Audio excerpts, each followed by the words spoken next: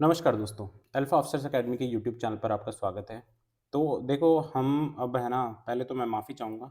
ईओआरओ exam के लिए हमने 2 लेक्चर्स किए थे। उसमें नगरपालिका जो एक्ट है ना 2009 का, वो हमने कंप्लीट कर लिया था। लगभग ये 2.5 आवर्स की क्लास है, ठीक है? उसके अलावा एक और क्या चीज़ थी, जो नियम थे, है ना?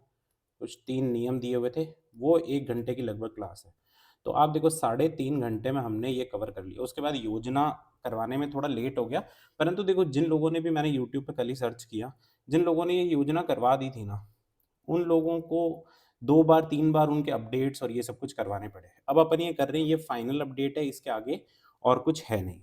ठीक है? तो ये भी मान लो आपकी ज़्यादा से ज़्यादा डेढ़ घंटे की क्लास हो जाएगी ना, डेढ़ 2 घंटे की क्लास हो जाएगी। तो आप 5 घंटे में पूरा का पूरा रिविज़न कर सकते हो। ठीक है? 40 मार्क्स का, है ना? 40 मार्क्स का 40 क्वेश्चन्स का ऐसा का ऐसा रिविज़न आप कर सकते हो। तो इसलिए आप है ना ये क्लासेस देख लेना। बाकी योजना आपने कहीं और से पढ़ी हो, जहाँ से भी जो चीज़ पढ़ी हो वहीं से पढ़ी हुई रहने देना, नया कुछ मत देखना। ये तो बात हो गई देखो ईओआरओ के लिए, है ना? और लेट होने के लिए मैं माफ़ी चाहूँगा वापस से। दूसरी बात हुई आरएएस मेंस के लिए, है ना? आरएएस मेंस वाला। और एक बात और, जो ईओआरओ वाले हैं ना, जिन भी बच्चों ने जो नोट्स हमारे जो शॉर्ट नोट्स हैं, अब देखो वो भी शायद 30-40 पेज के शॉर्ट नोट्स हैं, है ना? 30-40 पेज के शॉर्ट नोट्स आप खुद भी पढ़ोगे ना 1 डेढ़ घंटे में हो जाते हैं, है ना? तो आपको एग्ज़ाम के लास्ट मोमेंट पर यही सब चीज़ें चाहिए होती है ना? और ₹150 के नोट्स हैं, तो जिन लोगों ने ये लिए हैं, उन लोगों को मैं यो ये जो नियम है, ये तो भेज ही चुका हूँ और योजना वाला और मैं भेज दूँगा। तो आप है ना आज आज शाम तक या कल मुझे एक बार मैसेज ड्रॉप कर देना, जो-जो लोग हैं जिन्होंने नोट्स परचेज़ किए, क्योंकि वो इतने सारे आरएएस मेंस वाले और ये ईओआर वाले मिक्सअप है ना, इस वजह से आप जैसे ही मेरे को मैसेज ड्रॉप कर दोगे तो मैं आपको ये भेज दूँगा, ठीक है? दूसरी बात आरएएस मेंस वाले, तो आरएएस मेंस वाले देखो मेंस का जो लेक्चर्स चलते हैं उसी में बात करेंगे, क्योंकि ये वाला लेक्चर फालतू क्यों लंबा करें। दूसरी बात अब देखो कौन-कौन सी हमारे पास योजनाएँ दी हुई है। टोटल देखो 8 योजनाएँ दी हुई हैं। वैसे तो कुछ पुरानी योजनाएँ हैं। इसमें से कुछ योजनाएँ जैसे कि इंदिरा रसोई योजना, है ना? इसके अलावा इंदिरा गांधी शहरी रोज़गार गारंटी योजना, इंदिरा गांधी क्रेडिट कार्ड योजना। ये तो राजस्थान गवर्नमेंट की योजनाएँ हैं। और उसके अलावा एसबीएम जो है स्वच्छ भारत मिशन हो गया, पीएमएवाई हो गया, प्रधानमंत्री आवास योजना शहरी हो गया, अमृत मिशन हो गया, है ना? अमृत मिशन हो गया, हृदय योजना हो गई। ये हृदय भी अब फिनिश हो चुकी है, इंदिरा गांधी क्रेडिट कार्ड भी फिनिश हो चुकी है और ये डे एन्युअलम हो गया या एन्युअलम हो गया। तो ये सेंट्रल गवर्नमेंट की योजनाएँ हैं। तो ये टोटल 8 योजनाएँ हैं, कोई भी इधर-उधर की बातें नहीं करेंगे, सिर्फ़ काम की बात करते हैं, क्योंकि एग्ज़ाम पास में ही है और अननेसेसरी बातें करने से कोई फ़ायदा नहीं है। तो सबसे पहले देखो, जो सीक्वेंस दिया हुआ है देखो, पहले राजस्थान की कराओ, इंडिया की कराओ, कोई उससे कोई मैटर नहीं है इतना। जो सीक्वेंस दिया हुआ है अपन उसी सीक्वेंस में देखेंगे। सबसे पहले स्वच्छ भारत मिशन जो अर्बन है, 2 चल रहे है ना? एक रूरल है और एक अर्बन है।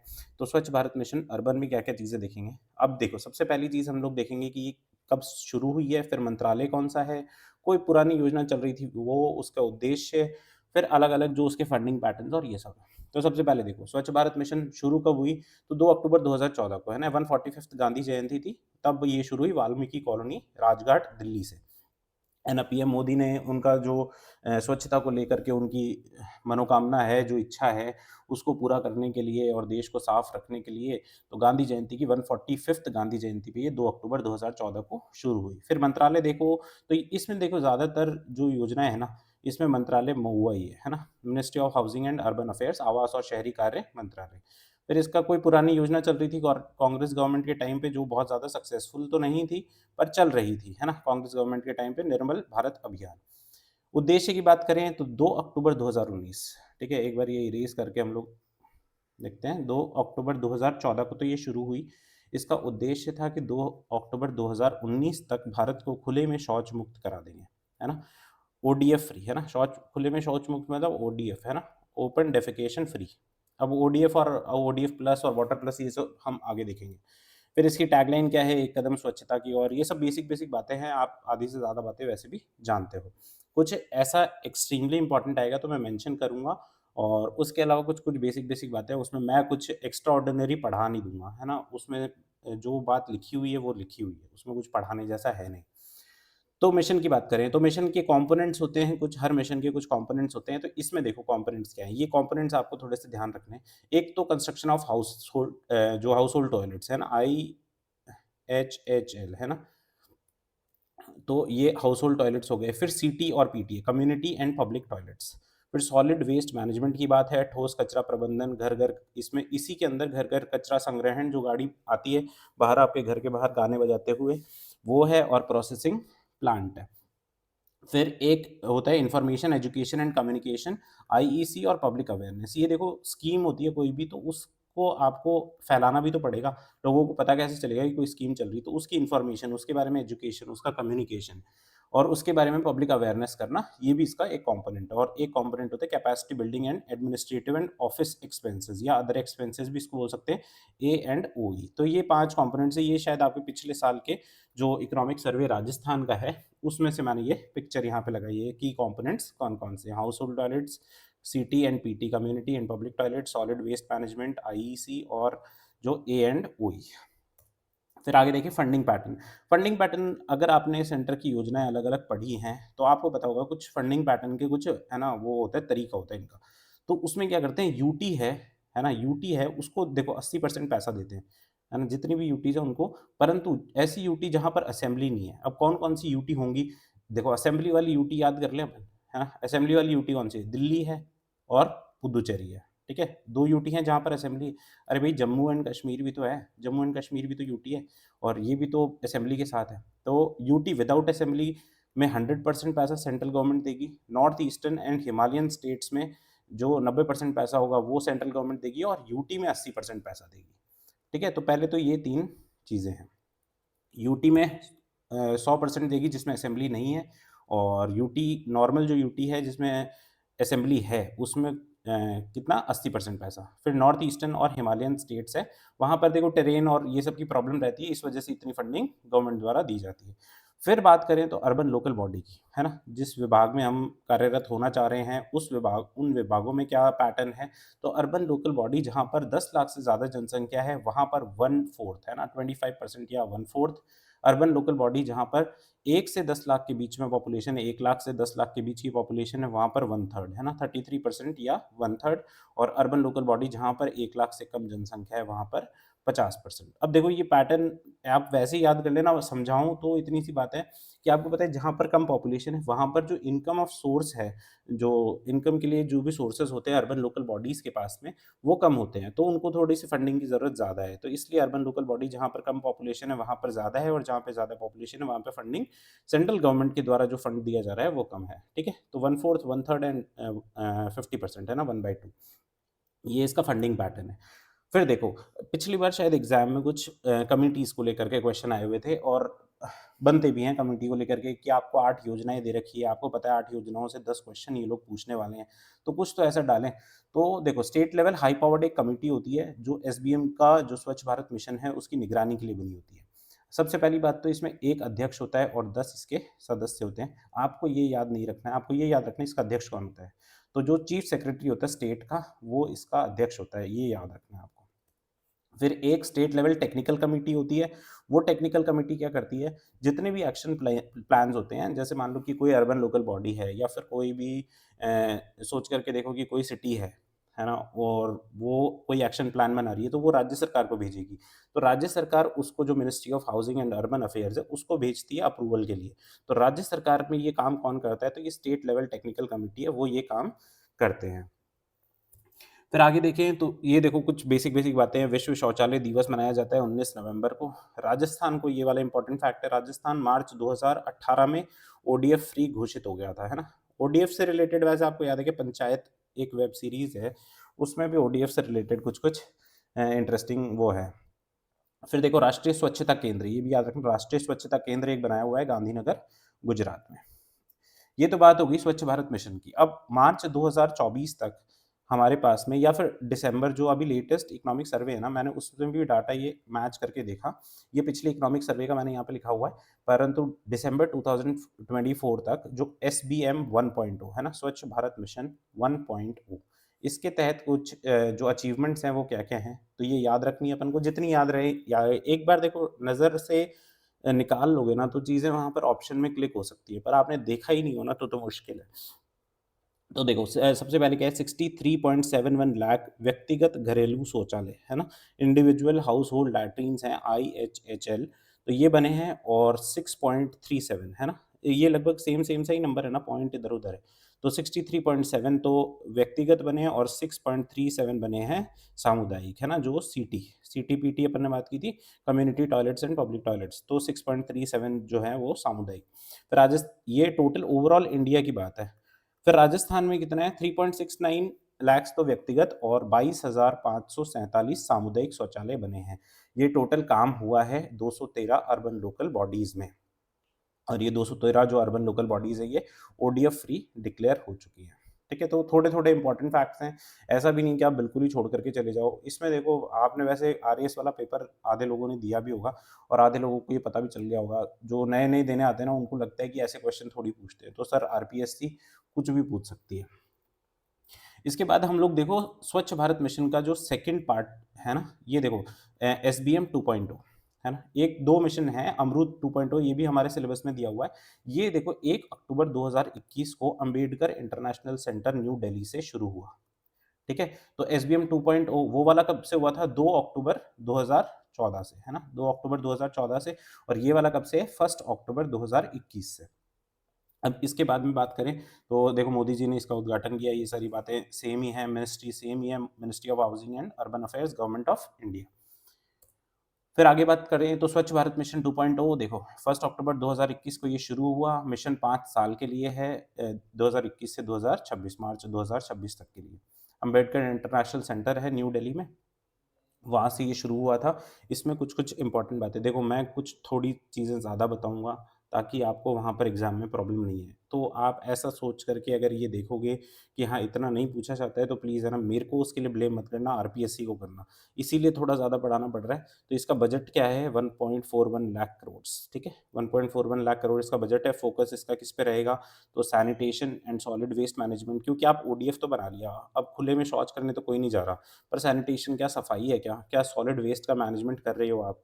क्या जो momentum generated through taking urban India to the next level. अब आप मान लो कि एसबीएम 1.0 में आपने कुछ अचीवमेंट किए हैं, अब आप 2.0 चला रहे हो, है ना? एसबीएम का आप सेकंड वर्जन चला रहे हो। तो आपको ये भी तो ध्यान रखना पड़ेगा कि एसबीएम 1 में जो हमने अचीवमेंट किए थे, वो भी हम बरकरार रखें। क्या आपने पता चला कि सिटी और पीटी तो बना दिए, कम्युनिटी टॉयलेट, पब्लिक टॉयलेट तो बना दिए, पर लोग वापस से है ना खुले में शौच करने लग गए। तो आपको इसके भी अचीवमेंट्स को ध्यान में रखना है कि ये भी हम बरकरार रखें और एसबीएम 2.0 के भी जो टारगेट्स हैं, उस पे फ़ोकस करें। तो और नोडल मिनिस्ट्री हमने देख लिया, ministry of housing and urban affairs.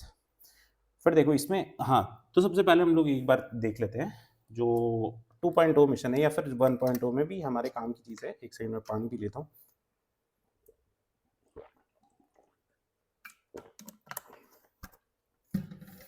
कि ये 4 चीज़ें हैं। सबसे पहली चीज़ क्या है? ओडीएफ। दूसरी चीज़ क्या है? ODF plus, ODF plus plus, और फिर एक वाटर प्लस। क्या-क्या होती है? ओडीएफ तो देखो, अब सीधी-सीधी बात है, focusing on providing access to toilet facilities for all.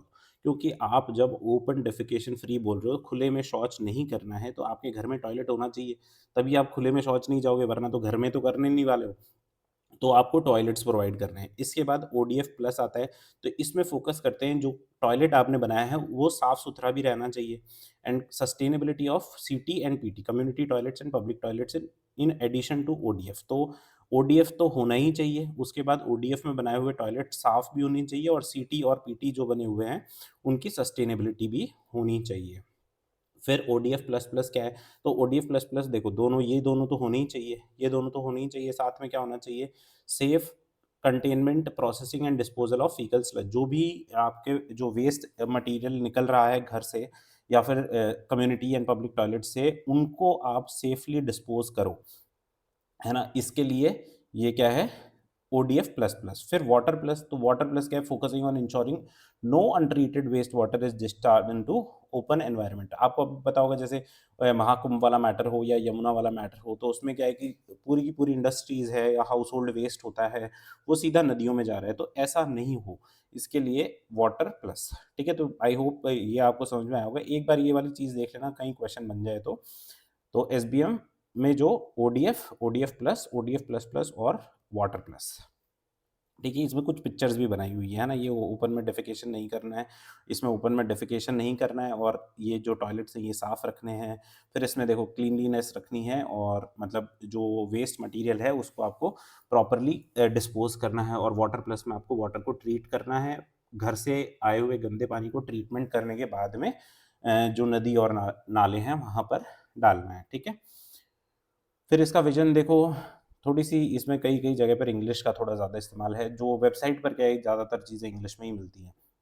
तो to make all cities garbage free बनाना है सबको, तभी अपने पास में गाड़ी आती है।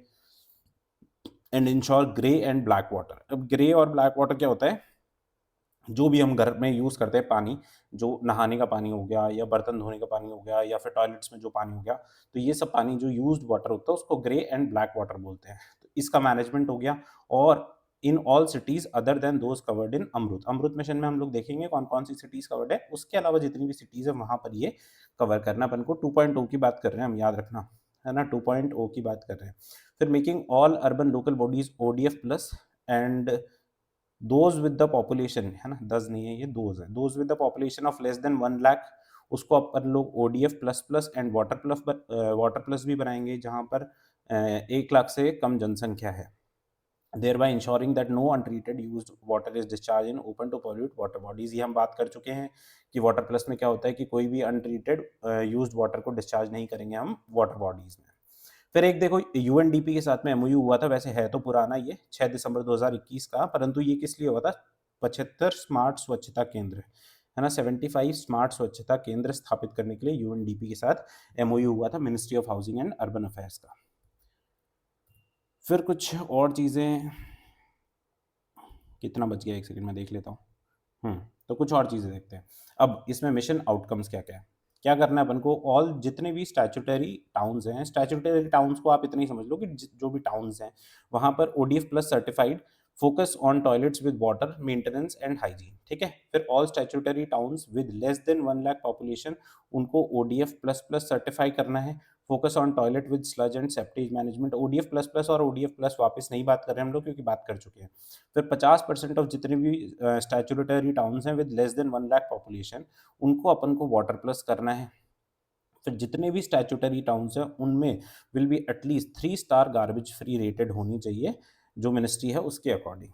ठीक है, बहुत ज़्यादा इंपॉर्टेंट नहीं है पर एक बार के लिए देखना है। यहाँ पर देखो क्या लिखा हुआ है, SBM 2.0 will be implemented, total financial allocation कितना है 1.41 लाख करोड़ है और 5 साल के लिए है, 2021 से 2026, ये हम बात कर चुके हैं।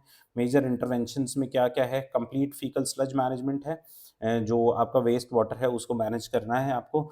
फिर सोर्स सेग्रीगेशन ऑफ गार्बेज है, गार्बेज जो भी होगा वो गीला कचरा, सूखा कचरा अलग-अलग ले जाना है, तो ये सोर्स सेग्रीगेशन होता है। जहाँ पर अब इतने ज़्यादा समझने की अपन को ज़रूरत नहीं है, ये तो एक बार पढ़ लोगे तो, पर सोर्स सोर्स मतलब जहाँ पर कचरा जनरेट हो रहा है, सेग्रीगेशन मतलब उसको सेपरेट करना। तो सोर्स पे ही आप सेपरेट कर रहे हो। जब आप गाड़ी में कचरा डाल रहे हो तो आप गीला कचरा और सूखा कचरा अलग-अलग गाड़ी में ही डाल दे रहे हो, तो सोर्स पे सेग्रीगेशन हो गया। आप पहले ले जाओगे, फिर उसको सेग्रीगेट करोगे, तो ऐसा नहीं कर रहे, इसमें सोर्स सेग्रीगेशन है। फिर reduction in single use plastic, ये सब भी है। Reduction in air pollution by effectively managing waste from construction and demolition activities. फिर bioremediation of all legacy dump sites, ठीक है? डंप साइट्स होती है जहाँ जो बड़े-बड़े पहाड़ से बने होते हैं ना कचरे के, वो डंप साइट्स होती हैं। फिर हम लोग देखें, इसमें देखो अब ये बहुत ज़्यादा इम्पोर्टेंट चीज़ें नहीं है कुछ-कुछ, पर फिर भी मैंने लिखी हैं कि एक बार अपन ध्यान में रखें। इसमें कुछ प्रोविज़न्स किए माइग्रेंट वर्कर्स के लिए। जो माइग्रेंट वर्कर आपको पता है कोविड के टाइम पे इधर से उधर ट्रैवल कर रहे थे, तो उनको भी तो आपको प्रोवाइड करवानी चाहिए ना, जो टॉयलेट्स अवेलेबल कराने चाहिए। तो उसके लिए है ना, this will be done through 3 point over 3.5 lakh individual community and public toilets, है ना? तो इसके लिए भी कोई प्रोविज़न है, ऐसा याद रखना एसबीएम 2.0 में। फिर प्रमोशन ऑफ सर्कुलर इकोनॉमी, देखो अगर आप मेंस दोगे ना, तो मेंस में आप बहुत सारी जगह पर इसको लिख सकते हो सर्कुलर इकोनॉमी को। सर्कुलर इकोनॉमी मतलब होता है 3 आर, है ना? यहाँ पे लिखा हुआ देखो, 3 Rs, reduce, reuse and recycle. तो इसमें फोकस ऑन सोर्स सेग्रीगेशन जो मैंने बताया of solid waste, utilising the principle of 3 Rs. फिर construction and demolition of waste processing facilities will be set up in mechanical sweepers will be deployed in national clean air programme. ये कोई काम की चीज़ नहीं है, है ना? और बहुत ज़्यादा ज़रूरी नहीं है। फिर लक्ष्य ज़ीरो डंप साइट, है ना? ये भी एक प्रोग्राम इसके तहत चलाया जा रहा है, लक्ष्य ज़ीरो डंप साइट। इसमें क्या है, जो बड़ी-बड़ी डंप साइट्स हैं, उनको क्या करेंगे, 3000 ऐसी डंप साइट्स हैं जिनको वापस से अपन को परमानेंटली क्लोज़ करने की ज़रूरत है, क्योंकि वो बहुत ज़्यादा कचरा वहाँ पर इकट्ठा हो चुका है। तो ये लक्ष्य ज़ीरो डंप साइट, तो ये 2-3 चीज़ें ध्यान रखना। मैंने बहुत ज़्यादा एक्स्ट्रा जोड़ा है, मैं मान रहा हूँ, पर पता नहीं, वो लोग पूछ सकते हैं। फिर देखिए एसबीएम 2.0, तो ये आपके 2.0 वाला जो राजस्थान का इकोनॉमिक सर्वे अभी लेटेस्ट, उसमें कुछ चीज़ें दी हुई है। इसमें total allocation for the state कितना है, 1770.27 करोड़ रुपए।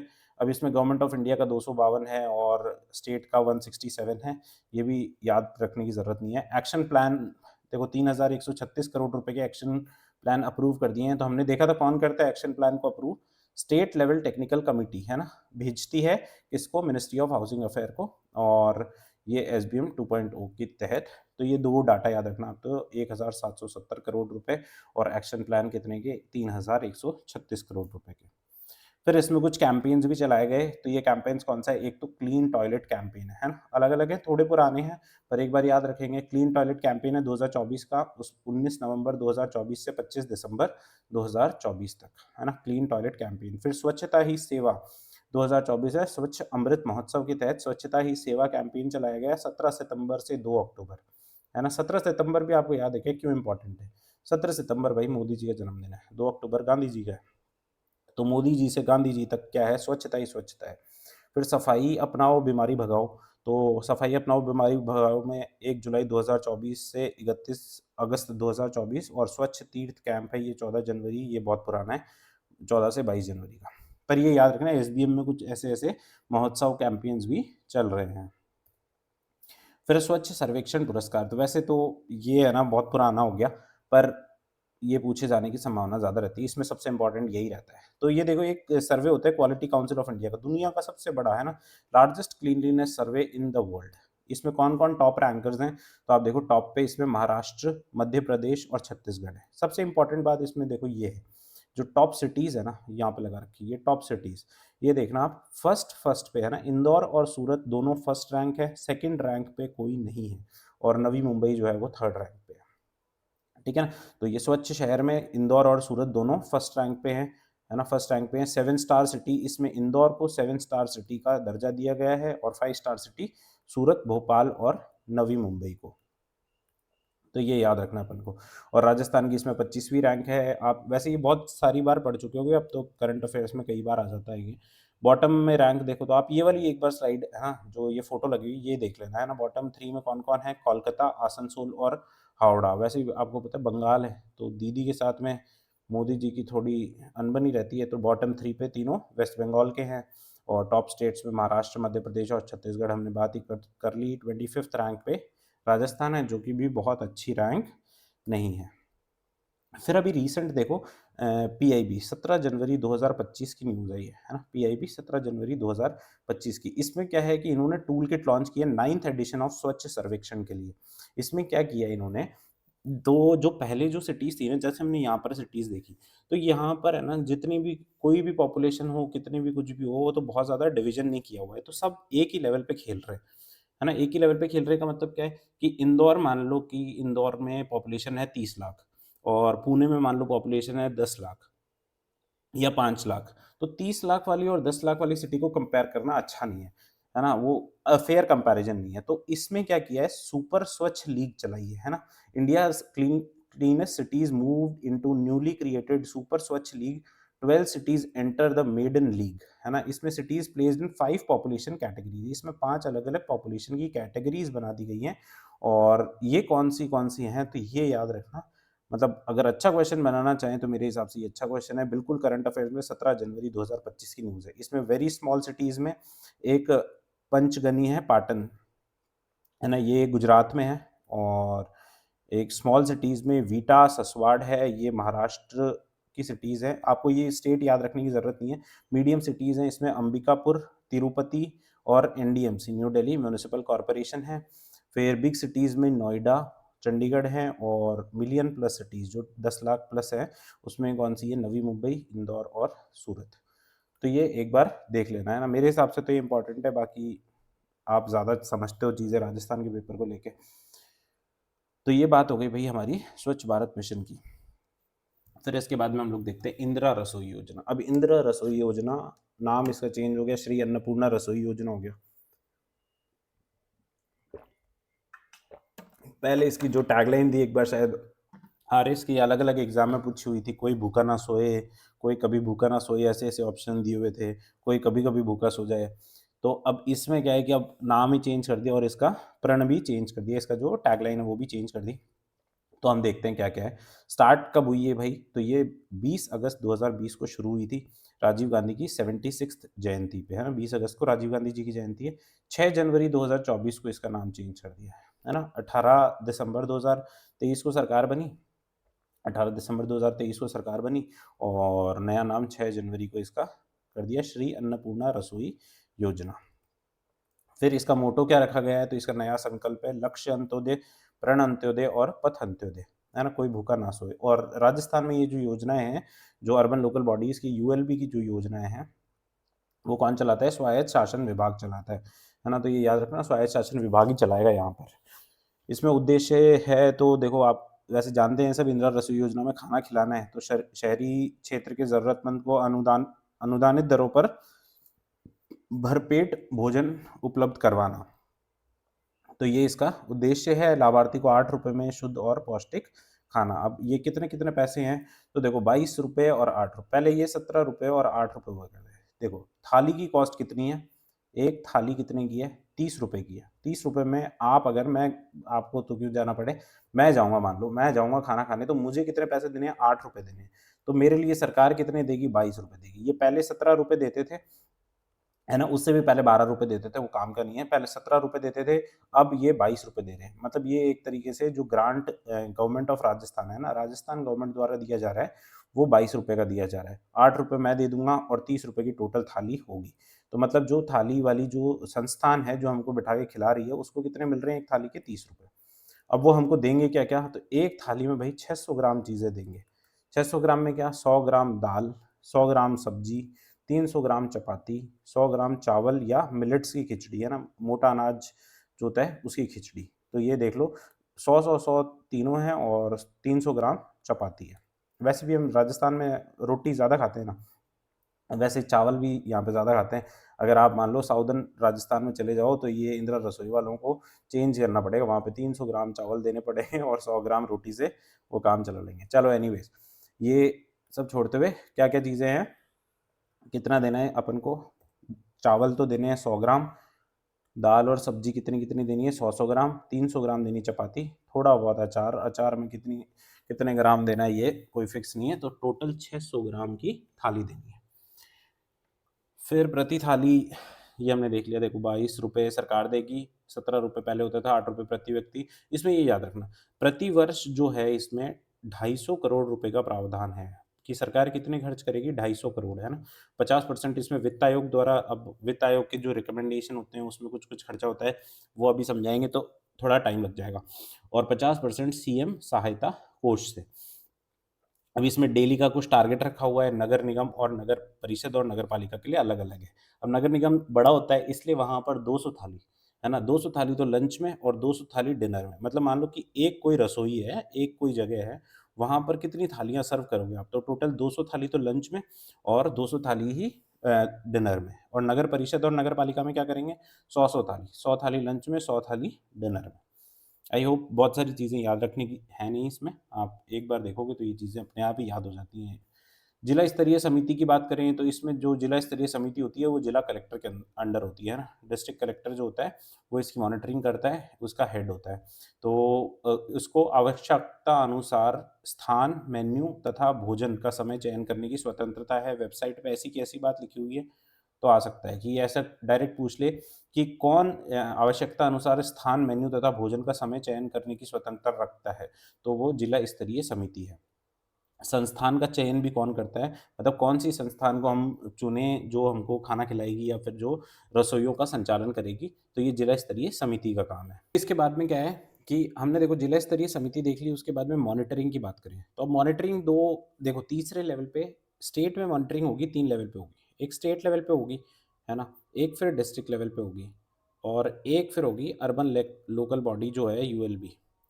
उसके लेवल पे। तो अब यूएलबी वाले लेवल पे तो देखो हमेशा ईओ और कमिश्नर ही होगा, ठीक है? चाहे कोई भी योजना हो, उसमें मॉनिटरिंग ईओ और कमिश्नर ही करेंगे। उसमें कोई जो पॉलिटिकल हेड होता है, उसका रोल नहीं है। पर इसमें मॉनिटरिंग में अलग-अलग लोग होते हैं। तो इसमें देखो जो अपनी अन्नपूर्णा योजना है, रसोई योजना, उसमें स्टेट लेवल की जो कमिटी होगी, उस वो हेड करेंगे कौन? मिनिस्टर, है ना? अब मिनिस्टर कौन होते हैं? राजस्थान में शायद मिनिस्टर ऑफ अर्बन डेवलपमेंट होते हैं, है ना? अब देखो अभी स्वच्छ भारत मिशन पढ़ रहे थे और यहाँ पे स्वच्छ भारत मिशन वाली गाड़ी भी आ गई है। बीच में थोड़ा डिस्टर्बेंस आ रहा हो तो देखना। स्टेट लेवल की मॉनिटरिंग कौन करेगा? मिनिस्टर साहब करेंगे और डिस्ट्रिक्ट लेवल पे डिस्ट्रिक्ट कलेक्टर करेंगे। जबकि हमने एसबीएम में जो मॉनिटरिंग देखी, उसमें कौन कर रहा था भाई? उसमें जो कमिटी थी उसके हेड कौन थे? उसमें जो chief secretary of the state है, वो हेड थे। फिर एक इसमें रियल टाइम मॉनिटरिंग के लिए कोई गेटवे बनाया हुआ है, एक पोर्टल टाइप होता है। तो एक एसएमएस गेटवे नाम है इसका, है ना? तो ये याद रखना, एसएमएस गेटवे। ये आपको ज़्यादातर कहीं पर मिलेगा नहीं, वेबसाइट पे ये सारी इन्फॉर्मेशन वैसे दी हुई है। फिर ऑडिट, तो अब देखो आप कितनी सारी चीज़ें दे रहे हो और उसके बाद में इतना पैसा खर्च कर रहे हो, तो आपको ऑडिट भी तो करनी पड़ेगी, कोई घपला नहीं चल रहा हो। आपको पता है भारत में ऐसी स्थिति है, जो नेता और जो करप्ट ऑफिसर्स हैं, वो मिलके आपको शायद महाराष्ट्र का है या फिर कहीं का है, वहाँ पर एक खिचड़ी घोटाला हो गया। वहाँ पे मतलब बच्चों को या लोगों को देने के लिए खिचड़ी होती है, उसका भी घोटाला हो गया। पर चलो छोड़ो। अब ये जो ऑडिट है इसमें अन्नपूर्णा योजना की जो ऑडिट है ये 3 स्तर पे होती है। एक महालेखाकार जो कार्यालय होता है वहाँ पर ये ऑडिट होगी। एक स्थानीय निधि अंकेक्षण विभाग होता है, वो ऑडिट करेगा। जो ऑलरेडी ऑडिट डिपार्टमेंट है वहाँ पे जो लोकल बॉडीज़ की ऑडिट देखता है, वो करेगा। और एक स्वायत्त शासन निदेशालय समिति का गठन करेगा, वो लोग इसकी ऑडिट करेंगे। तो ये 3 लेवल्स हैं ऑडिट के। फिर इसमें देखो हमने देखा कि थाली कितनी-कितनी दे रहे थे, 200 और 100 थाली दे रहे हैं, कितने रुपए में दे रहे हैं। अब क्या टाइमिंग्स है भाई? मेरे को सुबह भूख लग गई, तो मैं कितनी बजे जा सकता हूँ? तो दोपहर का भोजन जो है 8:30 बजे से लेकर के दिन में 3 बजे तक है। और जो शाम का भोजन है, जो डिनर है, वो शाम को 5 बजे से 9 बजे तक है। आप 10 बजे नहीं जा सकते, आप 4 बजे नहीं जा सकते। ठीक है? तो इनके ये कुछ टाइमिंग्स दिए हुए हैं। प्रत्येक रसोई के संचालन के हेतु एकमुश्त पहले तो आपको 5 लाख रुपए एकमुश्त दिए जाएँगे सरकार के द्वारा और प्रति वर्ष दिए जाएँगे 3 लाख रुपए। जैसे मान लो कि आप कोई भी रसोई एस्टेब्लिश करनी है आपको, या फिर आपका जिला स्तरीय जो समिति है जिला कलेक्टर के अंडर, उसने आपका चयन कर लिया, तो अब आपको रसोई एस्टेब्लिश करने के लिए कुछ पैसा तो देना पड़ेगा ना, कि आप वो रेफ्रिजरेटर ले आओ, आप प्लेट्स ले आओ, टेबल्स लगा लो। तो उसके लिए 5 लाख रुपए तो एकमुश्त दे देंगी, सरकार दे देगी। और जो प्रति वर्ष है उसके लिए 3 लाख रुपए आपको देंगे, है ना? वैसे आप मुझे एक बात बताना कि ये जो संचालन यहाँ पे लिखा हुआ है ना हिंदी में, तो आप में से कितने लोग हैं जो संचालन को ऐसे ही लिखते हैं? मतलब जनरली बिंदी लगा कर के लिखते हैं ना, तो आप में से कितने लोग हैं जो ऐसे संचालन को ऐसे लिखते हैं? आप दूसरी, अरे एक और बात मैं कहना भूल गया, मैं शुरू-शुरू में याद तो रखता हूँ। आप है ना भई मेरे को कॉल्स करते हो, है ना? मेरे को कॉल्स करते हो, मैसेजेस करते हो, तो इतना सब कुछ आप कर ही लेते हो, तो वीडियो पर कमेंट कर दिया करो भई, है ना? मैं कोई शेयर-वेयर करने के लिए तो कभी बोलता नहीं हूँ, पर वीडियो पे कमेंट कर दिया करो। आरएएस मेंस वाले भी आप मेरे को 10-10, 20-20 मैसेजेस करते हो, आप मेरे को दिन दहाड़े कॉल कर लेते हो, which is not a problem. पर आप फिर भी अगर कमेंट कर देते हो ना, तो क्या है कि ये इतना जो मेहनत होती है ना, वो थोड़ी-सी अच्छी लगती है फिर। ठीक है, एनीवेज़ तो प्रत्येक रसोई के संचालन के लिए कितने-कितने दे रहे थे हम? 5 लाख और 3 लाख रुपए। अब दोपहर का जो भोजन होता है उसका टाइमिंग हमने देखा 8:30 से 3 बजे, और शाम का भोजन कितने? 5 से 9 बजे तक। लक्ष्य देखो इसमें कुछ लक्ष्य, अब ये सब कुछ पढ़ाने जैसी चीज़ें नहीं है, कुछ लक्ष्य रखे हुए हैं, तो ये सरकार ने रखे हैं, हम बता रहे हैं। 2.52 लाख जो थाली हैं पर डे, है ना? पूरे स्टेट में 2.5 लाख के लगभग थालियाँ पर डे है और 9.21 करोड़ थाली पर ईयर है। ये आपका जो लेटेस्ट इकोनॉमिक सर्वे है उसका डाटा है ना? बहुत उसमें भी कितनी मशक्कत लगी है कि उसमें ये वाला डाटा ढूँढना, क्योंकि पुराने बिल्कुल चेंज कर दिया अब जो नया इकोनॉमिक सर्वे आया है ना, इसमें देखो रसोई कितनी रसोइयों का संचालन होगा, तो पहले बजट 2022-23 में 1000 रसोइयाँ थी, अभी भी 1000 रसोइयाँ ही हैं। 2023-24 के बजट में 2000 कर दी थी, पर वो गाँव में विस्तार करना था और ये सब कुछ, पर अभी करंटली 1000 रसोइयाँ ही है। ठीक है? ये याद रखना। फिर अभी सेकंड फ़ेज़ इसका शुरू हुआ था 2022 में, तो ये योजना तो कब शुरू हुई? 20 अगस्त 2020 को, और सेकंड फ़ेज़ 18 सितंबर 2022 को सोस्ती गेट, जोधपुर से, है ना? ये शुरू हुई थी। और दिसंबर 2024 तक का जो नए इकोनॉमिक सर्वे का डाटा है, उसमें देखो 240 नगरीय निकाय, है ना? ये याद रखना कितने नगरीय निकाय हैं। 240 नगरीय निकाय में 1000 रसोई संचालन हो रही हैं, 250 करोड़ वाला खर्च याद रखना है प्रति वर्ष, इम्पोर्टेंट डाटा है ये। प्रतिवर्ष कितना प्रावधान किया गया है? 250 करोड़, और अभी तक 2024 दिसंबर तक 23.3 करोड़ थालियाँ परोसी गई हैं, है ना? सालाना कितनी परोसनी है वैसे अपन को टारगेट क्या है? 9.21 करोड़, और अभी तक कितनी परोस दी गई है? 23.3 करोड़। ऐसा डाटा, ये वाला डाटा पूछने की संभावना नहीं है, पर इकोनॉमिक सर्वे में लिखा हुआ है तो अपन ने यहाँ पर लिख दिया है। तो ये बात हो गई हमारी श्री अन्नपूर्णा रसोई योजना की। फिर आगे देखते हैं पीएम आवास योजना। अब पीएम आवास योजना आपको पता है बहुत बड़ी योजना है ये, और बहुत ही बड़े स्तर पर इसमें जो शहरी गरीब होते हैं उन लोगों को पीएम आवास योजना अर्बन के तहत रहने के लिए जगह दी जा रही है। अब इसमें क्या-क्या है, वही सिमिलर चीज़ें देखेंगे। कब ये शुरू हुई? तो 25 जून 2015 को ये शुरू हुई हुई योजना है।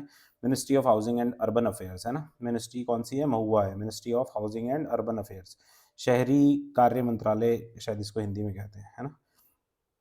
और इसमें करना क्या है? तो देखो, एक बार ये इसके फीचर्स देख लेते हैं अपन, है ना? फीचर्स में क्या है? All weather housing units with water, kitchen, electricity and toilets, है ना? वैसे ये वाली जो ये इन्फोग्राफिक्स है ना, ये मेंस में बहुत ज़्यादा काम के होते हैं, है ना? पर इसमें अंडरस्टैंडिंग बेहतर हो जाती है। वुमेन एम्पावरमेंट भी इस योजना का फीचर है।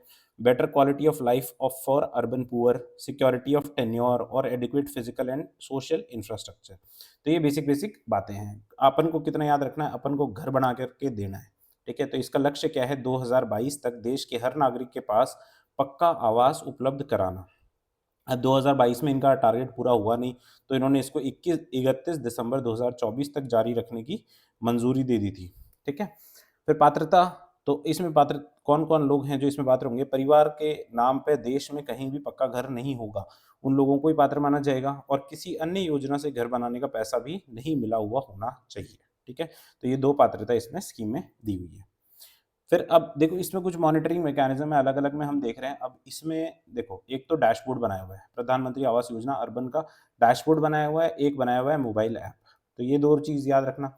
एक इसमें डीबीटी है ना? ये बेसिकली मॉनिटरिंग मैकेनिज़्म ही नहीं है, ये टोटल मैकेनिज़्म ही मान सकते हो, है ना? डीबीटी है पैसा ट्रांसफ़र करने के लिए, मैनेजमेंट इन्फॉर्मेशन सिस्टम है, इसमें एमआईएस सिस्टम बनाया हुआ है, सारी ये जो इन्फॉर्मेशन है उसका मैनेजमेंट के लिए, जियो टैगिंग है, और एक क्लैस आवास, एक क्लैप पोर्टल है, ये इंपॉर्टेंट है भाई, है ना? क्लैप पोर्टल है, ये याद रखना, मॉनिटरिंग मैकेनिज़्म के लिए है, किसकी? पीएम आवास योजना की। फिर अब देखो, पीएम आवास योजना में मैं बहुत सारी अननेसेसरी चीज़ें आपको पढ़ाऊँगा। क्यों पढ़ाऊँगा? क्योंकि वेबसाइट पे दी हुई हैं सर, है ना? थोड़ी-सी बड़ी योजना है, वेबसाइट पे कुछ चीज़ें एक्स्ट्रा दी हुई हैं, उस वो थोड़ा अपन उसका ओवरव्यू लेंगे। तो एक इसमें टेक्नोलॉजी सबमिशन चल रहा है ना? To promote sustainable technology solutions for faster and cost effective construction.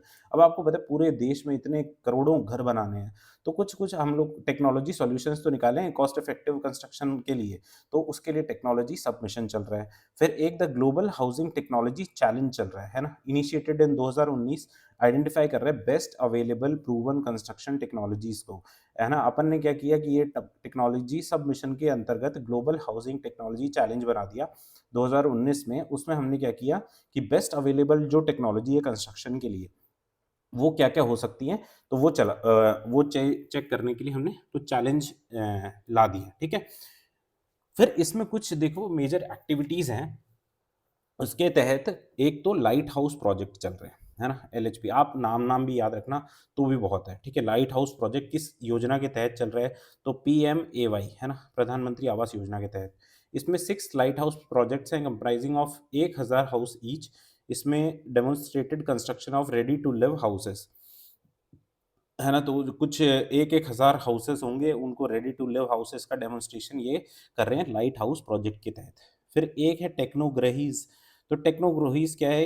Online जो एनरोलमेंट मॉड्यूल है ना? इसमें जितने भी स्टेक होल्डर्स होते हैं, जितने भी लोग योजना से प्रभावित होने वाले लोग हैं, वो इसमें स्टेक होल्डर्स रजिस्टर कर सकते हैं themselves and visit LHP sites, जो ये साइट्स बनाए 1-1 हज़ार हाउसेस वाली, ये विज़िट कर सकते हैं। अब टेक्नोग्रहीज़ में कौन-कौन लोग आते हैं? ये इंक्लूड करते हैं फैकल्टी और स्टूडेंट्स, है ना? जो रिसर्च वगैरह में लगे हुए हैं, जो टेक्नोलॉजिकल इनोवेशंस में लगे हुए हैं, ऐसे आईआईटी, एनआईटी, इंजीनियरिंग कॉलेज वाले और ये सब कुछ एटसेट्रा, एटसेट्रा। अराउंड इसमें 40,000 टेक्नोग्रहीज़ को एनरोल किया गया है, जो अक्रॉस 6 लाइट हाउस प्रोजेक्ट्स हैं, उनको विज़िट करेंगे और कुछ-कुछ इनोवेटिव काम करेंगे, है ना? टेक्नोग्रहीज़ इतना तो याद रख लोगे, टेक्नोग्रहीज़ कहाँ पर है? पीएम आवास योजना के अंतर्गत टेक्नोग्रहीज़ हैं।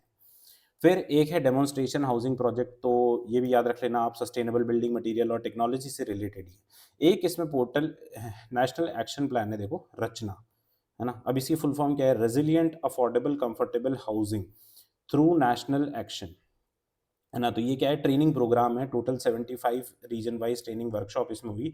ये याद रखो, तो एक बार इसकी फुल फॉर्म याद रखना। रचना क्या है? Resilient affordable comfortable housing through national action, Rachna. और एक है इसमें नवारिथि, है ना? नवारिथि हो गया new affordable validated research innovation technologies for Indian housing, है ना? तो ये दोनों फुल फॉर्म एक बार देख लेना। ये सर्टिफिकेट कोर्स है, वो ट्रेनिंग प्रोग्राम था, ये सर्टिफिकेट कोर्स है ना? इसमें कोलैबोरेशन है एसपीए दिल्ली और बीएमटीपीसी, ये हमारे लिए बहुत ज़्यादा इंपॉर्टेंट नहीं है। रचना और नवेरिति फुल फॉर्म याद रखना। एलएचपी क्या है? लाइट हाउस प्रोजेक्ट है। टेक्नोग्रहीज क्या है? ऑनलाइन एनरोलमेंट मॉड्यूल है, किसके लिए? जो फैकल्टी और स्टूडेंट्स होंगे रिसर्च वगैरह में लगे हुए, 40,000 ऐसे टेक्नोग्रहीज हैं। फिर एक इसमें कंसेप्ट है, देखो ARHCS का, है ना? अफोर्डेबल रेंटल हाउसिंग कॉम्प्लेक्सेस के लिए, for providing decent rental housing at affordable rates, है ना? जो अर्बन, बड़ी बड़ी अर्बन सिटीज़ है वहाँ पर भाई अब मकान बना करके कहाँ से दें? आज बॉम्बे में कोई बोल दो कि प्रधानमंत्री आवास योजना के तहत मकान बनाने हैं, भाई वहाँ पर अरबों रुपए के फ्लैट है ना? करोड़ों करोड़ों अरबों अरबों रुपए के फ्लैट है। तो वहाँ पर ऐसी बड़ी बड़ी सिटीज़ में क्या करें? डिसेंट रेंटल हाउसिंग, है ना, at affordable rates to urban migrants या फिर poor near their place of work, ठीक है? फिर ARHCs was initiated as a sub scheme in Pradhan Mantri Awas Yojana urban dignified affordable rental housing close to their work place, ठीक है? Common सी बात है। ये याद रखना, फुल फॉर्म भी याद रखना। फुल फॉर्म ज़रूर से याद रखना। किसी भी चीज़ को एक्सप्लेनेशन चाहिए हो ना आपको, तो उसकी फुल फॉर्म आप याद रख लेना। जो भी छोटे-छोटे जो एक्रोनिम्स बनाए होते हैं, उसमें आप फुल फॉर्म याद कर लो, तो आधी चीज़ें सॉल्व हो जाती हैं। अब देखो, इसमें 2 तरह की चीज़ें हैं। अब इसका जो सेकंड फेज़ था ना, उसमें तो ये चेंज कर दिया। पहले इसमें 4 श्रेणियाँ थी। एक तो ईडब्ल्यूएस, है ना? एक एलआईजी, एक एमआईजी 1 और एक एमआईजी 2। अब इसमें ईडब्ल्यूएस में क्या था? 3 लाख तक की आय होगी तो वो ईडब्ल्यूएस है ना? इकोनॉमिकली वीकर सेक्शन, आर्थिक रूप से कमज़ोर वर्ग। फिर एक है निम्न आय वर्ग, लो इनकम ग्रुप, वो 3 से 6 लाख था, है ना? ये 0 से 3 लाख है, ये 3 से 6 लाख है। फिर था मिडल इनकम ग्रुप, मध्य आय वर्ग, है ना? जो फर्स्ट है ना, एमआईजी 1, ये था भई 6 से 12 लाख। और जो मध्यम आय वर्ग सेकंड था, ये था 12 से 18, ठीक है? 12 से 18 लाख। तो ये पहले पुराना है। आप इसमें जो नया है, उसमें है जो ईडब्ल्यूएस है वो 0 से 3 लाख वाले, एलआईजी जो है वो 3 से 6 लाख वाले और एमआईजी को कर दिए 6 से 9 लाख वाले, ठीक है? तो ये नया इसमें क्लासिफ़िकेशन है, ये देख लेना एक बार। फिर अब कंपोनेंट्स क्या-क्या हैं? इसके देखो कंपोनेंट्स क्या-क्या हैं, जो जो प्रधानमंत्री आवास योजना पहले से चल रही है, उसके क्या-क्या कंपोनेंट्स हैं। एक तो आईएसएसआर है, एक सीएलएसएस, एएचपी और बीएलसी। अब आईएसएसआर क्या है? इन सिटू स्लम रीडेवलपमेंट। आपके जो ऑलरेडी स्लम्स बने हुए हैं, है ना? झुग्गी बस्तियाँ बनी हुई है या कुछ भी बनी हुई है, उसी में रीडेवलपमेंट कर दें। आप अपनी नई लोकेशन पर जाओ, उसका कोई सेंस नहीं है। फिर CLSS, credit linked subsidy scheme, इसमें क्रेडिट जो सब्सिडी है वो प्रोवाइड कराएँगे। फिर अफोर्डेबल हाउसिंग इन पार्टनरशिप, इसमें पीपीपी मोड पे आप काम करोगे। फिर बीएलसी है तो बेनिफिशियरी लेड कंस्ट्रक्शन, ये 4 इसके कंपोनेंट्स हैं। अब एक-एक करके देखते हैं कि ये जो 4 घटक हैं इसमें सबसे पहला BLC, beneficiary led individual house construction और एनहांसमेंट। इसमें सेंट्रल असिस्टेंट 1.5 लाख रुपए का दिया जाएगा और किसको दिया जाएगा? सिर्फ ईडब्ल्यूएस कैटेगरीज को ये मिलेगा, ठीक है? ये याद रखने वाली ये स्लाइड है ना, इंपॉर्टेंट है। तो आप बताना मत, बोलना मत कि मैंने आपको बताया नहीं था कि इंपॉर्टेंट नहीं है।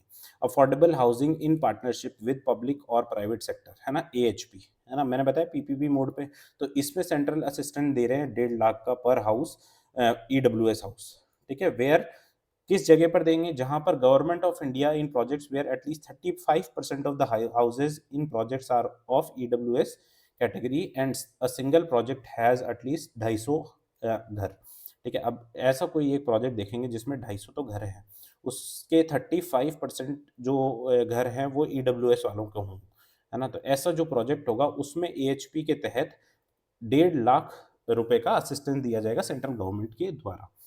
फिर देखें तो इन सीटू स्लम रीडेवलपमेंट, तो इसमें स्लम रीडेवलपमेंट ग्रांट देंगे 1 लाख रुपए पर हाउस, है ना? Admissible for all houses. इसमें ईडब्ल्यूएस वगैरह कोई लेना देना नहीं है, आपको सभी घरों के लिए देंगे 1 लाख पर हाउस। फिर क्रेडिट लिंक्ड सब्सिडी स्कीम, तो इसमें देखो इंटरेस्ट सब्सिडी है 6.5%, 4% और 3% की, है ना? 6 लाख तक का लोन है तो 6.5% की, और 9 लाख का लोन है तो 4% की, और 12 लाख तक का लोन है तो 3% की। तो ये क्रेडिट की सब्सिडी दी हुई है। ठीक है?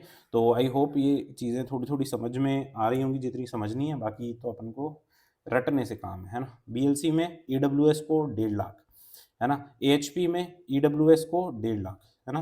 35% घर, जहाँ 250 घरों में 35% जहाँ पर ईडब्ल्यूएस के होंगे उनको। आईएसएसआर में कितना? 1 लाख पर हाउस। किस-किस को? सभी को भाई, जो भी स्लम में रह रहे हैं उन सबको। फिर सीएलएसएस में कितना? 6.5%, 4% और 3%। फिर ऋण की अवधि, अब देखो इसमें जो टोटल आपको लोन मिलेगा उसकी अवधि तो 20 साल रहेगी, परंतु आप 20 साल तक ब्याज में छूट है ना? ब्याज में छूट, तो जो सब्सिडी मिल रही है आपको वो 20 साल तक रहेगी। लोन आप 30 साल तक चुका सकते हो। लोन आप आगे तक भी एक्सटेंड करवा सकते हो। फिर इस योजना के तहत 3 नोडल एजेंसी है। ये इंपॉर्टेंट फैक्ट है। 3 नोडल एजेंसी कौन-कौन सी है? एक तो नेशनल हाउसिंग बैंक है, एक एसबीआई है, स्टेट बैंक ऑफ इंडिया है, और एक हुडको है, housing and urban development corporation. तो ये 3 इसकी नोडल एजेंसीज़ हैं, नेशनल हाउसिंग बैंक, एसबीआई और हुडको। फिर इसके बाद में मैंने आपको पहले ही बताया था कि पीएम 2.0। अब पीएम 2.0 वैसे बहुत ज़्यादा इम्पोर्टेंट तो नहीं है ये वाली चीज़, पर अपन देखते हैं। पीएम 2.0 1 सितंबर 2024 से शुरू हुई थी। ये हमारे लिए इम्पोर्टेंट डेट है, 1 सितंबर 2024। 2028-29 तक, ये 5 साल के लिए है। 2028-29 तक ये चलेगी। 1 करोड़ इसमें नए घर बनाने का टारगेट है, और 2.3 लाख करोड़ का इसमें बजट है। यहाँ देखिए कैबिनेट डिसीजन, ये 9 अगस्त का कैबिनेट डिसीजन है पीआईबी का। और 2.0 financial assistance will be provided to 1 crore urban poor and middle class families in 5 years. फिर investment of 10 lakh crore and government subsidy of 2.3 lakh crore दिए जाएंगे। ठीक है, तो ये वाली स्लाइड तो थोड़ी इंपॉर्टेंट है। फिर इसमें भी कुछ जो कंपोनेंट्स हैं वो क्या-क्या हैं, तो इसमें देखो एक नया कंपोनेंट हम जोड़े, तो अफोर्डेबल रेंटल हाउसिंग, है ना? पिछली वाली में जो था वो ये था नहीं, है ना? पर हमने पढ़ लिया था। पर ये जो है, ये नई वाली जो 2.0 है उसमें ये एआरएच है। अब इसमें इसमें वैसे बहुत ज़्यादा कॉम्प्लिकेटेड हो जाएगा। मैं आपको बताऊँ तो एक बार हम लोग देखते हैं। बेनिफिशियरी लेड कंस्ट्रक्शन है, तो इसमें construct house of on own land, है ना? जो ईडब्ल्यूएस बेनिफिशियरी है, जो खुद के पास में, जिसके पास में ज़मीन है, वो अपने ही घर को कंस्ट्रक्ट करेगा अपनी लैंड पे, है ना? तो ईडब्ल्यूएस के लिए ये है। जियो टैगिंग वगैरह फ्री ऑफ कॉस्ट अप्रूवल्स होंगे इसमें, और ये सब कुछ इंपॉर्टेंट नहीं है। ये याद रखना किसके लिए है? ईडब्ल्यूएस के लिए। फिर एएचपी, तो एएचपी किसके लिए? EWS beneficiary to purchase avail allotted houses in apartment projects by public private sector. अब इसमें क्या है? ईडब्ल्यूएस बेनिफिशियरीज को सबसे वो सब्सिडी देंगे। किसके लिए देंगे? तो जो आपने मान लो कि कोई ऑलरेडी सोसाइटी बनी हुई है, या कोई ऑलरेडी बिल्डिंग बनी हुई है, वहाँ पर आप फ्लैट खरीद रहे हो, तो उसके लिए एएचपी के तहत देंगे आपको। किसको? ईडब्ल्यूएस को। इसमें redeemable housing vouchers for purchase of houses, white list private sector project, private हो चाहे जो गवर्नमेंट प्रोजेक्ट्स हो, उसमें ले सकते हो। Various state incentives to public private projects in situ redevelopment of tenable slums and, और जो आईएसएसआर वाला था ना पिछली बार, है ना, इन सिटू स्लम, वो भी इसी के अंतर्गत ले आए हैं। फिर अफोर्डेबल रेंटल हाउसिंग है, तो ये हमने बात कर ली कि मकान आपको घर के पास में ही, मतलब जहाँ पर आपका काम है उसके पास में ही घर दिलवा देगी गवर्नमेंट, और उसके लिए कुछ सब्सिडी दे देंगी। इसमें 2 मॉडल्स हैं। Utilising existing government fund vacant houses by converting them into ARH under PPP mode, है ना? जो existing government funded vacant houses हैं, गवर्नमेंट ने कुछ बना दिया और खाली पड़े हुए हैं, तो उनको। और दूसरा मॉडल कौन सा है? Construct, operate and maintain rental housing by private और public entities for urban poor, working women, employees of industries, etcetera etcetera, जो अदर एलिजिबल ईडब्ल्यूएस और एलआईजी। एमआईजी के लिए नहीं है भाई, है ना? एआरएच जो है वो एमआईजी के लिए नहीं है, मिडिल इनकम ग्रुप के लिए नहीं है, जो ईडब्ल्यूएस और एलआईजी के लिए है। फिर एक क्या है? Interest subsidy scheme. अब इसमें मैक्सिमम लोन वैल्यू दी हुई है 25 लाख रुपए, और मैक्सिमम हाउस वैल्यू 35 लाख रुपए। मतलब 35 लाख रुपए तक का जो घर होगा उसमें आपको 25 लाख रुपए हम लोन दिलवा देंगे। 5 yearly instalments of loan subsidy. Loan subsidy जो है वो 5 ईयरली इंस्टॉलमेंट्स में आएगी।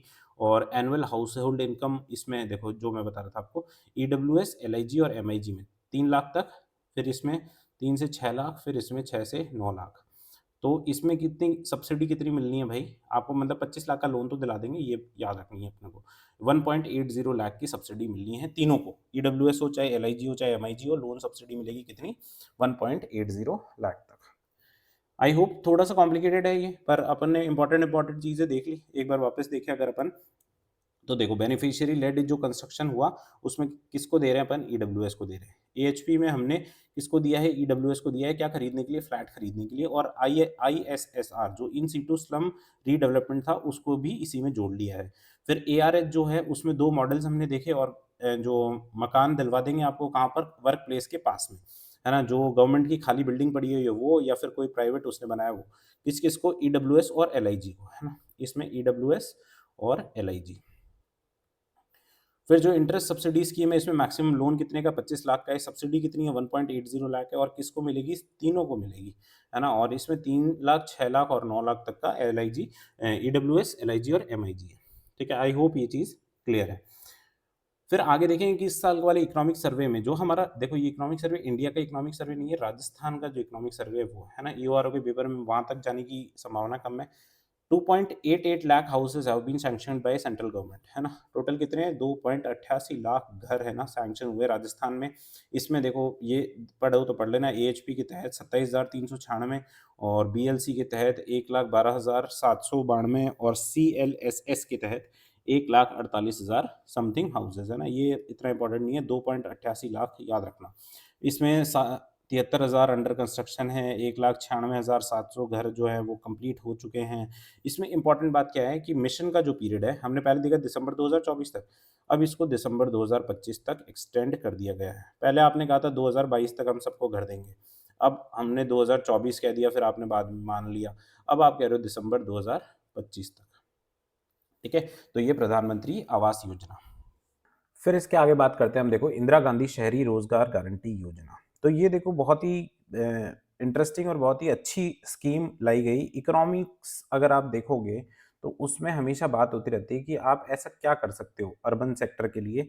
तो उसमें हमेशा ये सोल्यूशन हम लिख सकते हैं कि शहरी क्षेत्र में मनरेगा की तर्ज पर हम कुछ योजना ला सकते हैं। तो ये देखो इंदिरा गांधी जी के नाम पर अशोक गहलोत जी द्वारा शुरू की गई योजना है। अब इसका भी नाम चेंज कर दिया है। तो सब नाम चेंज वाले देखो, मुख्यमंत्री शहरी रोजगार गारंटी योजना 25 नवंबर 2024 में। वैसे जिस स्तर पे ये योजना लाई गई थी ना, उस स्तर पे इसका कार्यान्वयन हुआ नहीं, परंतु फिर भी हम लोग को उसकी सिलेबस में दिया हुआ है तो देख लेते हैं। 9 सितंबर 2022 से ये शुरू हुई थी। कहाँ से? खानिया की बावड़ी, जयपुर, है ना?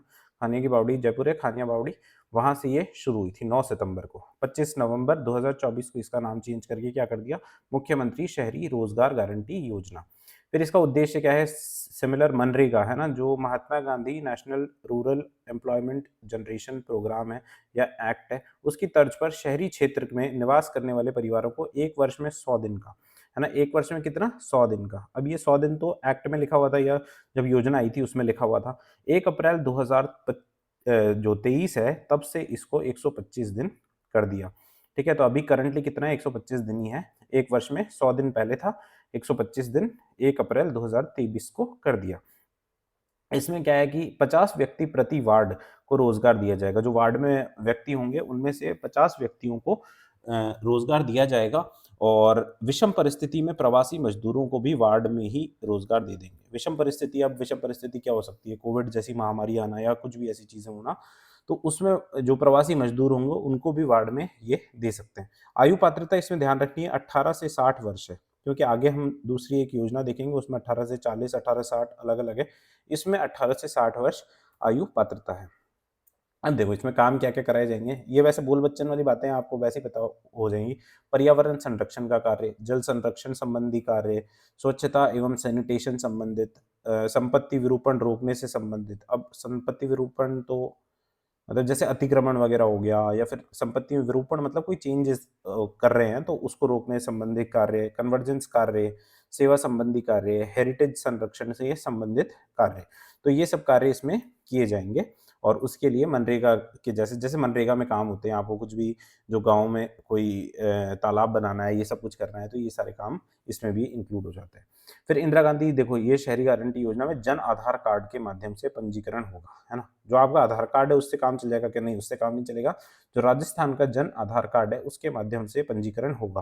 फिर वित्तीय प्रावधान इसमें 800 करोड़ रुपए प्रति वर्ष है और ये राज्य निधि से दिया जाएगा, तो ये याद रखना, 800 करोड़ रुपए प्रति वर्ष है। रोजगार आपको 15 दिन में दे देंगे और पैसों का भुगतान भी, है ना? पैसों का भुगतान भी आपके काम खत्म होने के 15 दिन के बाद बैंक खाते में आ जाएगा।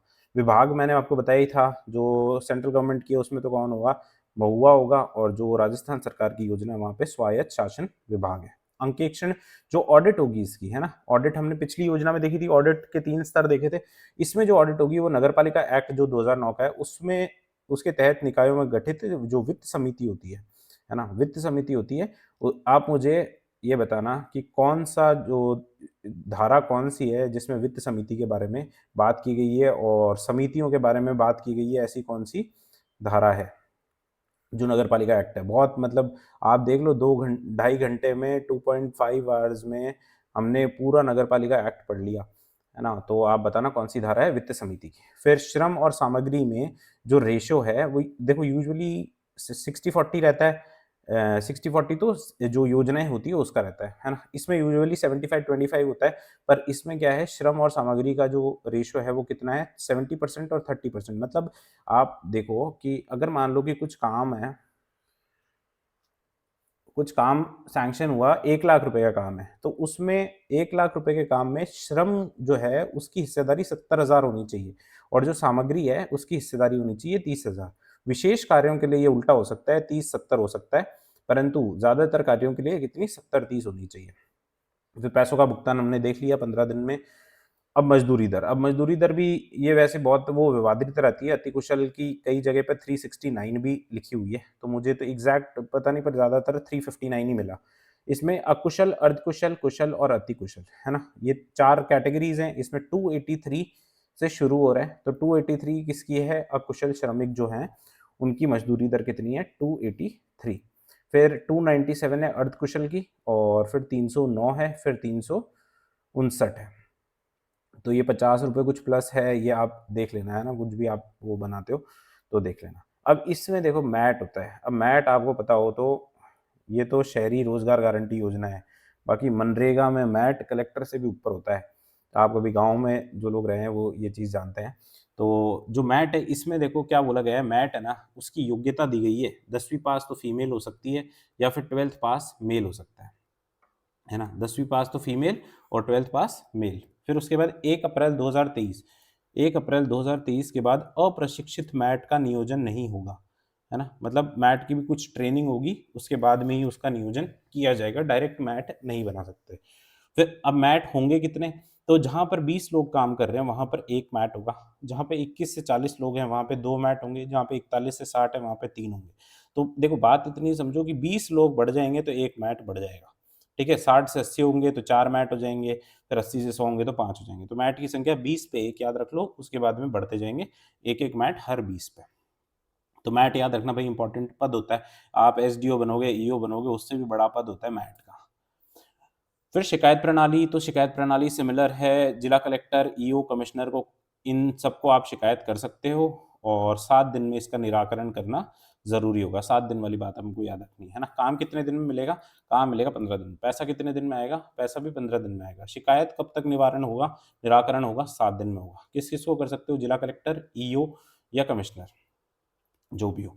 फिर कार्य का चयन, अब कार्य का चयन देखो इसमें बहुत इंटरेस्टिंग है। कार्य का चयन कौन करेगा? तो ईओ करेगा, है ना? आप ईओ बन जाओगे, आप करोगे कार्य का चयन, और ईओ चयन करके क्या करेगा? जिला कलेक्टर को भेजेगा। जिला कलेक्टर की अध्यक्षता में एक जिला योजना समन्वयक होता है, उसके अध्यक्षता में एक समिति होती है ना? जिला कलेक्टर इसमें क्या होता है? जिला योजना समन्वयक होता है, उसकी अध्यक्षता में एक समिति होगी जो राज्य सरकार को ये काम भेजेगी। राज्य सरकार को काम भेजेगी, राज्य सरकार अनुमोदन कर देगी, तो उसके बाद में जो प्रशासनिक और वित्तीय स्वीकृति है वो भी वापस से कौन देंगे?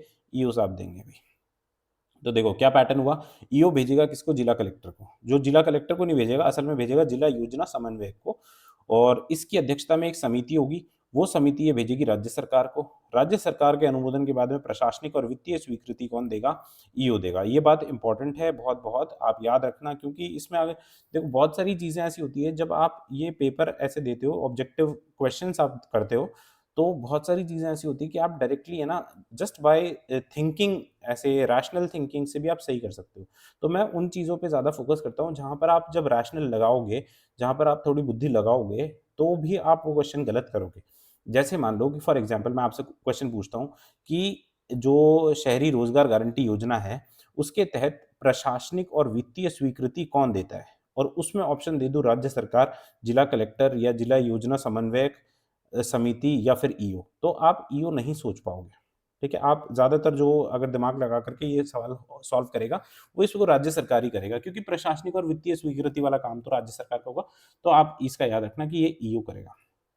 फिर इसमें राज्य स्तरीय, जिला स्तरीय, संभाग स्तरीय 3 समितियाँ हैं। राज्य स्तरीय समिति का जो चेयरमैन होगा, अध्यक्ष होगा, वो प्रमुख शासन सचिव होगा और या फिर शासन सचिव होगा, ठीक है? जो प्रिंसिपल सेक्रेटरी या एसीएस मान लो, है ना? प्रमुख शासन सचिव और शासन सचिव। मीटिंग लेंगे ये 3 महीने में 1 बार। फिर संभाग स्तर पे, तो संभाग स्तर पे भई एक पद है संभागीय आयुक्त।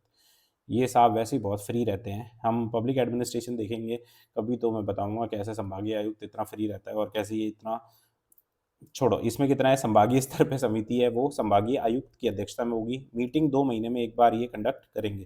फिर जिला स्तरीय समिति, जिला में तो भई सर्वोपरि कौन है? जिला कलेक्टर साहब हैं। तो जिला कलेक्टर की अध्यक्षता में जिला स्तरीय समिति होगी और हर महीने ये मीटिंग लेंगे। फिर इसके बाद में मज़दूरी की दर की तो हमने बात कर ली ना? हाँ, मज़दूरी की दर की बात हमने पहले कर ली है। कहाँ पे?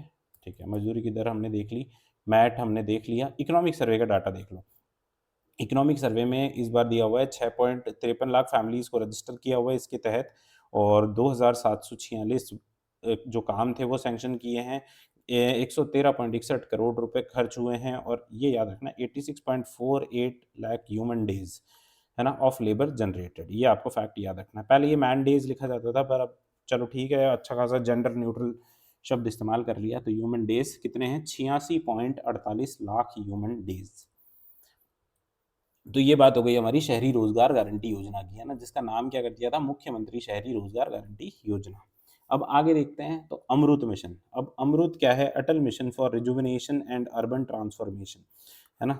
आपको कोई भी अर्बन एरिया है उसका पुनरुद्धार करना है ना? रिजुविनेशन मतलब पुनरुद्धार करना है या फिर उसको ट्रांसफॉर्म करना है, तो उसके लिए एक मिशन चलाया है, अटल मिशन। 25 जून 2015 को ये मिशन शुरू हुआ। 31 मार्च 2023 को ये मिशन फिनिश हो चुका है। ठीक है, फिर भी हमारे सिलेबस में है और हमको दिया हुआ है, क्वेश्चन आएगा तो हमको पढ़ना पड़ेगा।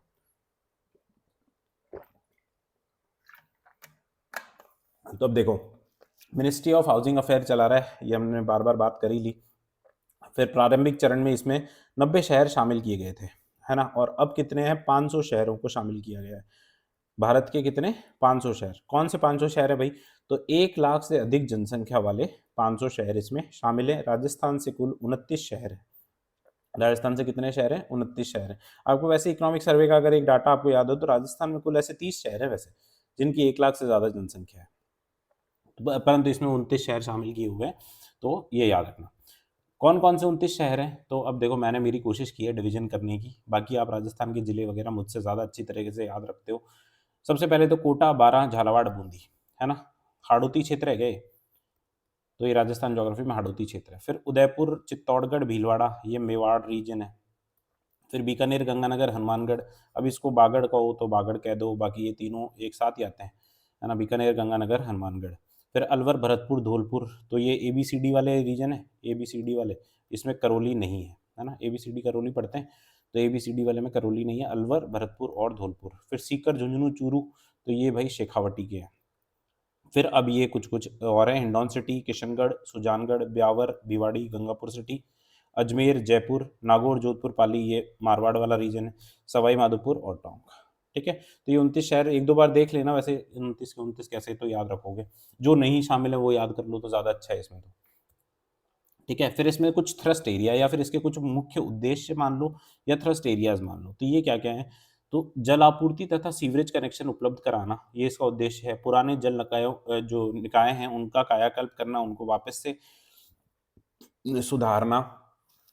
फिर प्रभावी बाढ़ जल निकासी प्रणाली का निर्माण करना, फिर पार्क निर्माण करना या पौधारोपण करना और इंटरनेट तथा वाईफाई सुविधा उपलब्ध कराना। ये इसमें मुख्य उद्देश्य या थ्रस्ट एरियाज इस योजना के हैं, अमृत मिशन के। अब इसमें कवरेज देखो, है ना? एक बार ये वाली चीज़ थोड़ी-सी ध्यान से देखना। 500 सिटीज़ तो मान लिया हमने हैं। अब 500 सिटीज़ कौन-कौन सी हैं? Category of cities that will be covered in AMRUT is given below. कौन-कौन सी हैं? एक तो all cities and towns with population of over 1 lakh, ये मान लिया हमने। With notified municipalities including cantonment boards, है ना? जो कैंट एरियाज़ होते हैं, कैंटोनमेंट बोर्ड्स होते हैं, उसके देखो 2 एरिया होते हैं उसमें, एक सिविलियन एरिया होता है, एक मिलिट्री एरिया होता है। तो सिविलियन एरिया जो है वहाँ पर भी ये लागू होगी। फिर all capital cities, towns of states, UTs not covered in the above. मान लो कि कोई कैपिटल सिटी है ना? और उसकी जनसंख्या 1 लाख से कम है, तो उसको कवर करेंगे क्या? तो हाँ, उसको कवर करेंगे। ठीक है? फिर टाउन्स ऑफ स्टेट्स और यूटीज़, देखो ये capital cities, towns of states और यूटीज, ये इनको कवर करेंगे जो ऊपर कवर नहीं हुई, मतलब 1 लाख से कम जनसंख्या है, ऐसी कोई यूटी है तो उसको कवर करेंगे, ऐसी कोई कैपिटल सिटी है उसको कवर करेंगे।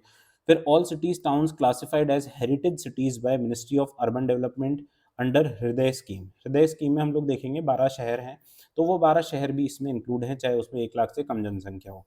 फिर 13 cities and towns on stem of main rivers, मतलब जो रिवर बैंक्स हैं, रिवर के किनारे जो शहर बसे हुए हैं, वहाँ पर पॉपुलेशन अगर 75,000 से 1 लाख के बीच में है, ऐसे 13 शहर उसमें भी कवर करेंगे। फिर 10 cities from hill states, islands, tourist destination, not more than 1 from each state. अब देखो ये अलग-अलग याद कराने की तो कोई बहुत ज़्यादा ज़रूरत नहीं है। एक बार वापस से देख लेते हैं, तो आपको चीज़ें समझ में आ जाएँगी, है ना? कौन-कौन सी 500 शहर हैं भई? अब 500 शहर कौन-कौन से हैं? सबसे पहली बात, 1 लाख से जनसंख्या कम होगी, 1 लाख से कम जनसंख्या वाले, ठीक है। फिर अब मान लो कि सॉरी 1 लाख से ज़्यादा जनसंख्या वाले, है ना? गलती से ये 1 लाख से ज़्यादा जनसंख्या वाले, पॉपुलेशन ऑफ ओवर 1 लाख। अब 1 लाख से कम जनसंख्या है पर कोई कैपिटल सिटी है, तो वो कवर होगी क्या? तो वो भी कवर हो जाएगी। हेरिटेज सिटी है, हृदय योजना में टोटल ऐसी 12 सिटीज़ हैं, तो वो कवर होंगी चाहे उसमें 1 लाख से कम जनसंख्या हो। फिर कोई रिवर के किनारे कोई शहर बसा हुआ है, उसकी 75,000 से 1 लाख जनसंख्या है, तो ऐसे 13 शहरों को भी जोड़ा गया है। 10 शहर कौन से? हिल स्टेट्स, आइलैंड्स और टूरिस्ट डेस्टिनेशन वाले भी हैं। इसमें not more than 1 from each state, एक से ज़्यादा किसी भी स्टेट से नहीं होंगे, ठीक है? तो ये कवरेज समझ में आ गया। अब वित्तीय पैटर्न देखो, तो जहाँ पर 1 से 10 लाख जनसंख्या है, वहाँ पर तो वित्तीय पैटर्न क्या है? 50% तो केंद्र सरकार देगी, 30% राज्य सरकार और 20% नगरीय निकाय देगा। और जो 10 लाख से ज़्यादा जनसंख्या है, वहाँ पर ये 33-33-33 या 1/3 1/3 1/3 देंगे, ठीक है? तो ये इसका वित्तीय पैटर्न है। फिर अमृत 2.0, अब अमृत 2.0 में क्या बात है? तो ये देखो 1 अक्टूबर 2021 से ये शुरू हुई थी। अपन ने देखा था एसबीएम 2.0 के साथ में कौन सी योजना शुरू हुई थी? एसबीएम 2.0 के साथ में अमृत 2.0 शुरू हुई थी।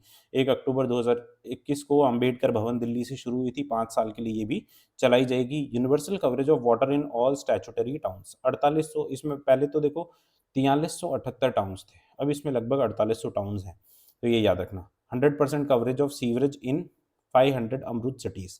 अब देखो सीवरेज का कवरिंग तो करेंगे किसमें? 500 जो अमृत सिटीज़ हमने पहले सेलेक्ट की हुई थी, और जो यूनिवर्सल कवरेज ऑफ वाटर है, वो देंगे ऑल स्टैट्यूटरी टाउन्स में, मतलब जो भी 4800 टाउन्स हैं उसमें। अब इसमें सिमिलरली हमने ये वाली बात पहले देख देख ली है, तो मैं वापस इसको समझाऊँगा नहीं। वित्तीय पैटर्न सेंट्रल गवर्नमेंट जो इसमें देगी वो क्या है? यूटी को तो 100%, और इसमें वो आया नहीं, UT without UT with assembly है उसको 80%, फिर नॉर्थ ईस्ट और हिमालयन स्टेट है उसको 90%, 1 लाख से कम जनसंख्या है तो 50% या 1/2, 1 से 10 लाख है तो 1/3 या 33%, और 10 लाख से अधिक है तो 1/4 या 50%।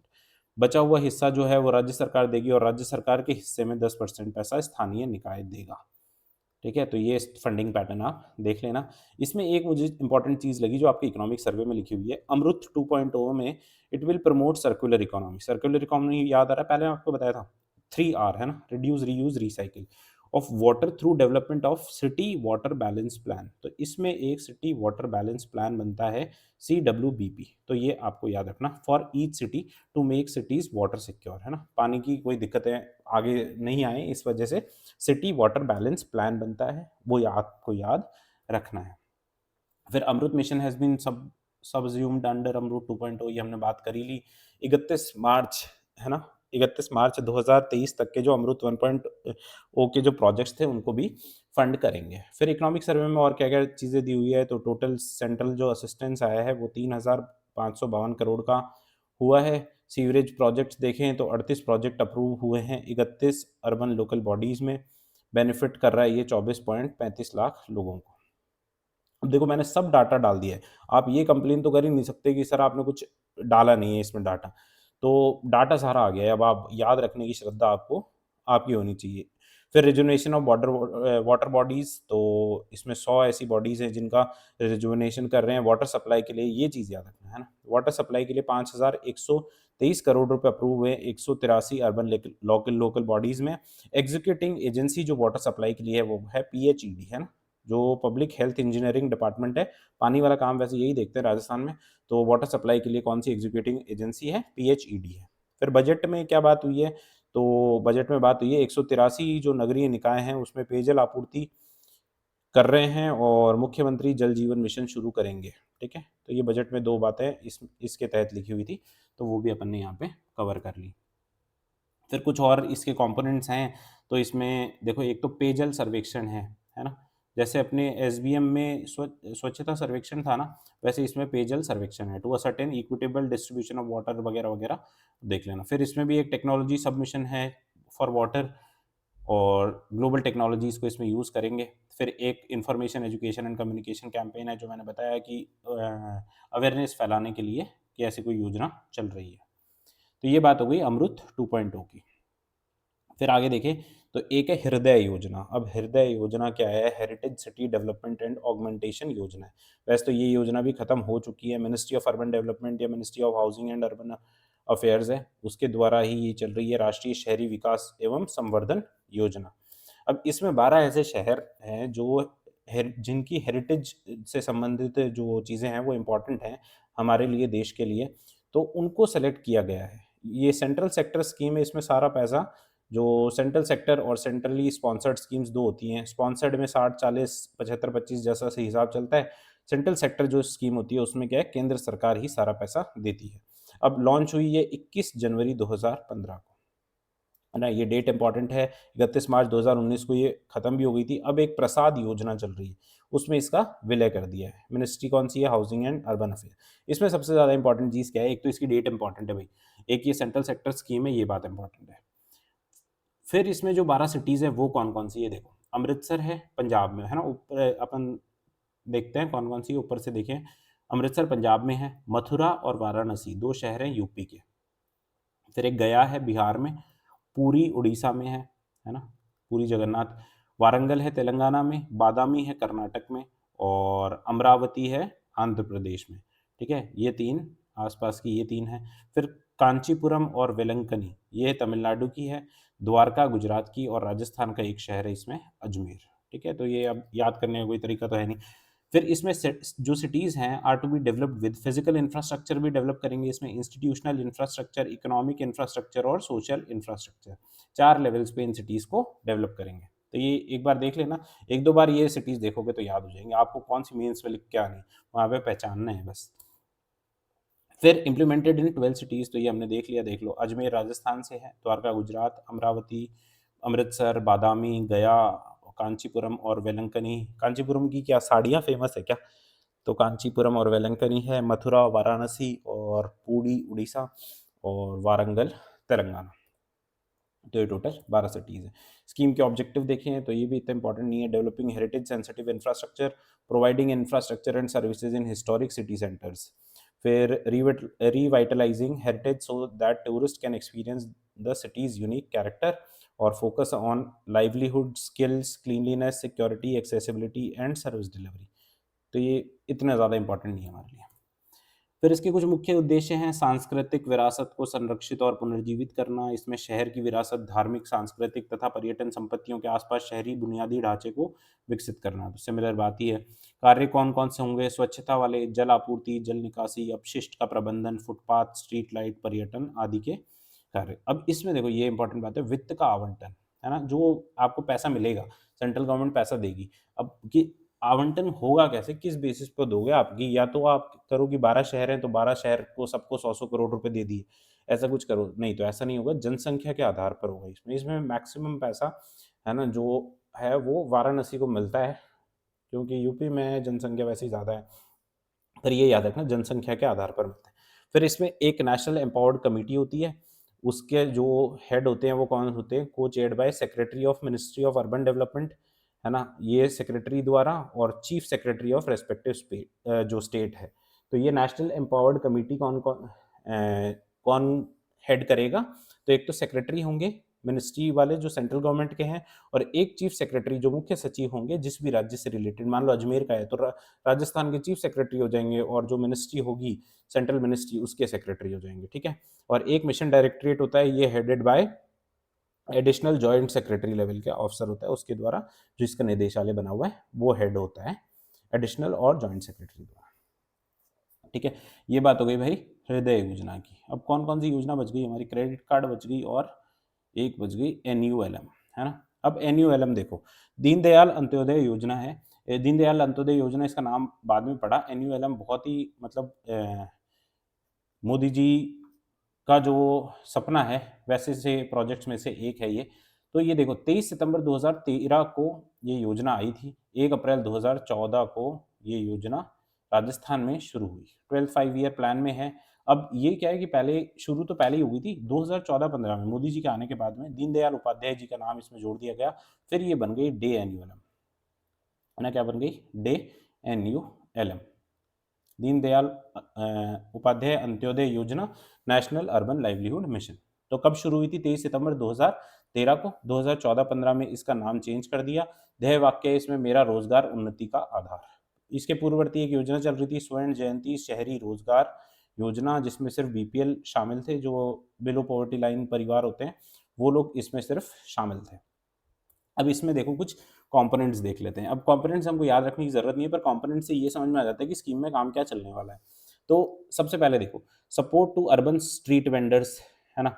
स्ट्रीट वेंडर की बात हो गई, जो रेडियां लगाते हैं, जो रोड के साइड में खड़े होकर के कुछ सामान बेच रहे हैं। Schemes for shelter of urban homeless, urban areas में जो जिन लोगों के पास घर नहीं है उनके लिए शेल्टर बनाना। फिर सेल्फ एम्प्लॉयमेंट प्रोग्राम, कुछ ऐसा रोजगार देना। इनोवेटिव और स्पेशल प्रोजेक्ट हैं। Social mobilisation and institution development है, और कैपेसिटी बिल्डिंग एंड ट्रेनिंग की भी इसमें बात है। तो बेसिकली अब हम समझें तो इसमें क्या क्या है। स्ट्रीट वेंडर्स के लिए, अर्बन होमलेस के लिए, जो जिनके पास रहने के लिए घर नहीं है उनके लिए, और युवाओं के लिए सेल्फ एम्प्लॉयमेंट के प्रोग्राम होंगे, और कैपेसिटी बिल्डिंग और ट्रेनिंग होगी। तो ये सारी चीजें इसमें स्कीम में चलने जा रही है। फिर वित्तीय पैटर्न देखें तो देखो, इसमें वित्तीय पैटर्न 75-25 है, परंतु ये पहले था, है ना। पहले ज्यादातर योजनाओं में 75-25 था, परंतु करंटली अब क्या है, 60-40 है या फिर 90-10 है। अब 60-40 तो नॉर्मल जो स्टेट्स हैं, और 90-10 क्या है, यूटीज में या नॉर्थ ईस्टर्न या फिर हिमालयन स्टेट्स, है ना, या फिर हिमालयन जो स्टेट्स है वहां पर 90-10 चलता है। इसमें पात्रता की बात करें तो BPL families, state BPL, Antyodaya family, और 3 लाख से कम आय वाले शहरी परिवार। तो पात्रता आप याद रखना। प्रारंभ में ये 40 शहरों में लागू थी राजस्थान के, अब 2016 से ये सभी नगरीय निकायों में लागू है। फिर आगे देखो, अब देखो इसमें कुछ जो है ना डिटेल्ड बातें हैं वो थोड़ी ज़्यादा हैं। अब क्या क्या ज़्यादा है इसके तहत देखो, एक तो है ना, हर शहर में जो भी इसमें सिलेक्टेड शहर होंगे उसमें हर शहर में एक सिटी लाइवलीहुड सेंटर, है ना, एक सीएलसी मान लो, या फिर एक शहरी आजीविका केंद्र की स्थापना की जाएगी। अब मिनिमम तो 1 होना चाहिए। 3 लाख से कम जनसंख्या है तो एक, 3 से 5 लाख पे 2, 5 से 10 लाख पे 3, और 10 लाख से अधिक जनसंख्या है तो मैक्सिमम 8। तो मिनिमम तो एक, और मैक्सिमम कितने? 8 ऐसे केंद्र बनाए जाएंगे। अब सिटी लाइवलीहुड सेंटर में क्या-क्या काम होंगे ये हम आगे देखेंगे, परंतु देखो एक सीएलसी की स्थापना के लिए 10 लाख की आर्थिक सहायता दी जाएगी, है ना? गवर्नमेंट कितने की सहायता दे देगी? 10 लाख रुपए की। राजस्थान में ऐसे कुल 16 सिटी लाइवलीहुड सेंटर्स हैं अभी जो काम कर रहे हैं। अब ये काम क्या है कि सीएलसी पर शहरी गरीब अपनी सेवाएँ प्रदान कर सकते हैं, उत्पाद बेच सकेंगे, प्रशिक्षण ट्रेनिंग भी प्राप्त कर सकेंगे। इसके तहत शहरी गरीबों को सार्वजनिक वित्तीय समावेशन मतलब फाइनेंशियल इंक्लूजन भी किया जाता है। ये वाली चीज़ें इतनी इंपॉर्टेंट नहीं है, सीएलसी कितने-कितने हैं, ये याद रखना, राजस्थान में 16 हैं। फिर इस योजना के तहत देखो स्ट्रीट वेंडर्स जो हैं, उनकी वित्तीय सहायता उपलब्ध करवाने के साथ उनके सर्वे के लिए एक टाउन वेंडिंग समितियाँ का गठन किया जाएगा, है ना? टाउन वेंडिंग कमिटीज़ का गठन किया जाएगा। राजस्थान में ऐसी कुल टाउन वेंडिंग जो समिति है, वो टोटल 189 टाउन वेंडिंग कमिटीज़ हैं। फिर शहरी क्षेत्रों में स्थायी समुदाय आश्रय स्थल बनाए जाएँगे। अब ये हमने पहले बात कर ली, जब इसके कंपोनेंट्स देखे ना तो हमने बात कर ली कि क्या-क्या करेंगे हम। तो देखो स्ट्रीट वेंडर्स के लिए क्या काम करेंगे, तो टाउन वेंडिंग कमिटीज़ से उनका सर्वे करवा लेंगे और उनको वित्तीय सहायता उपलब्ध करवाएँगे।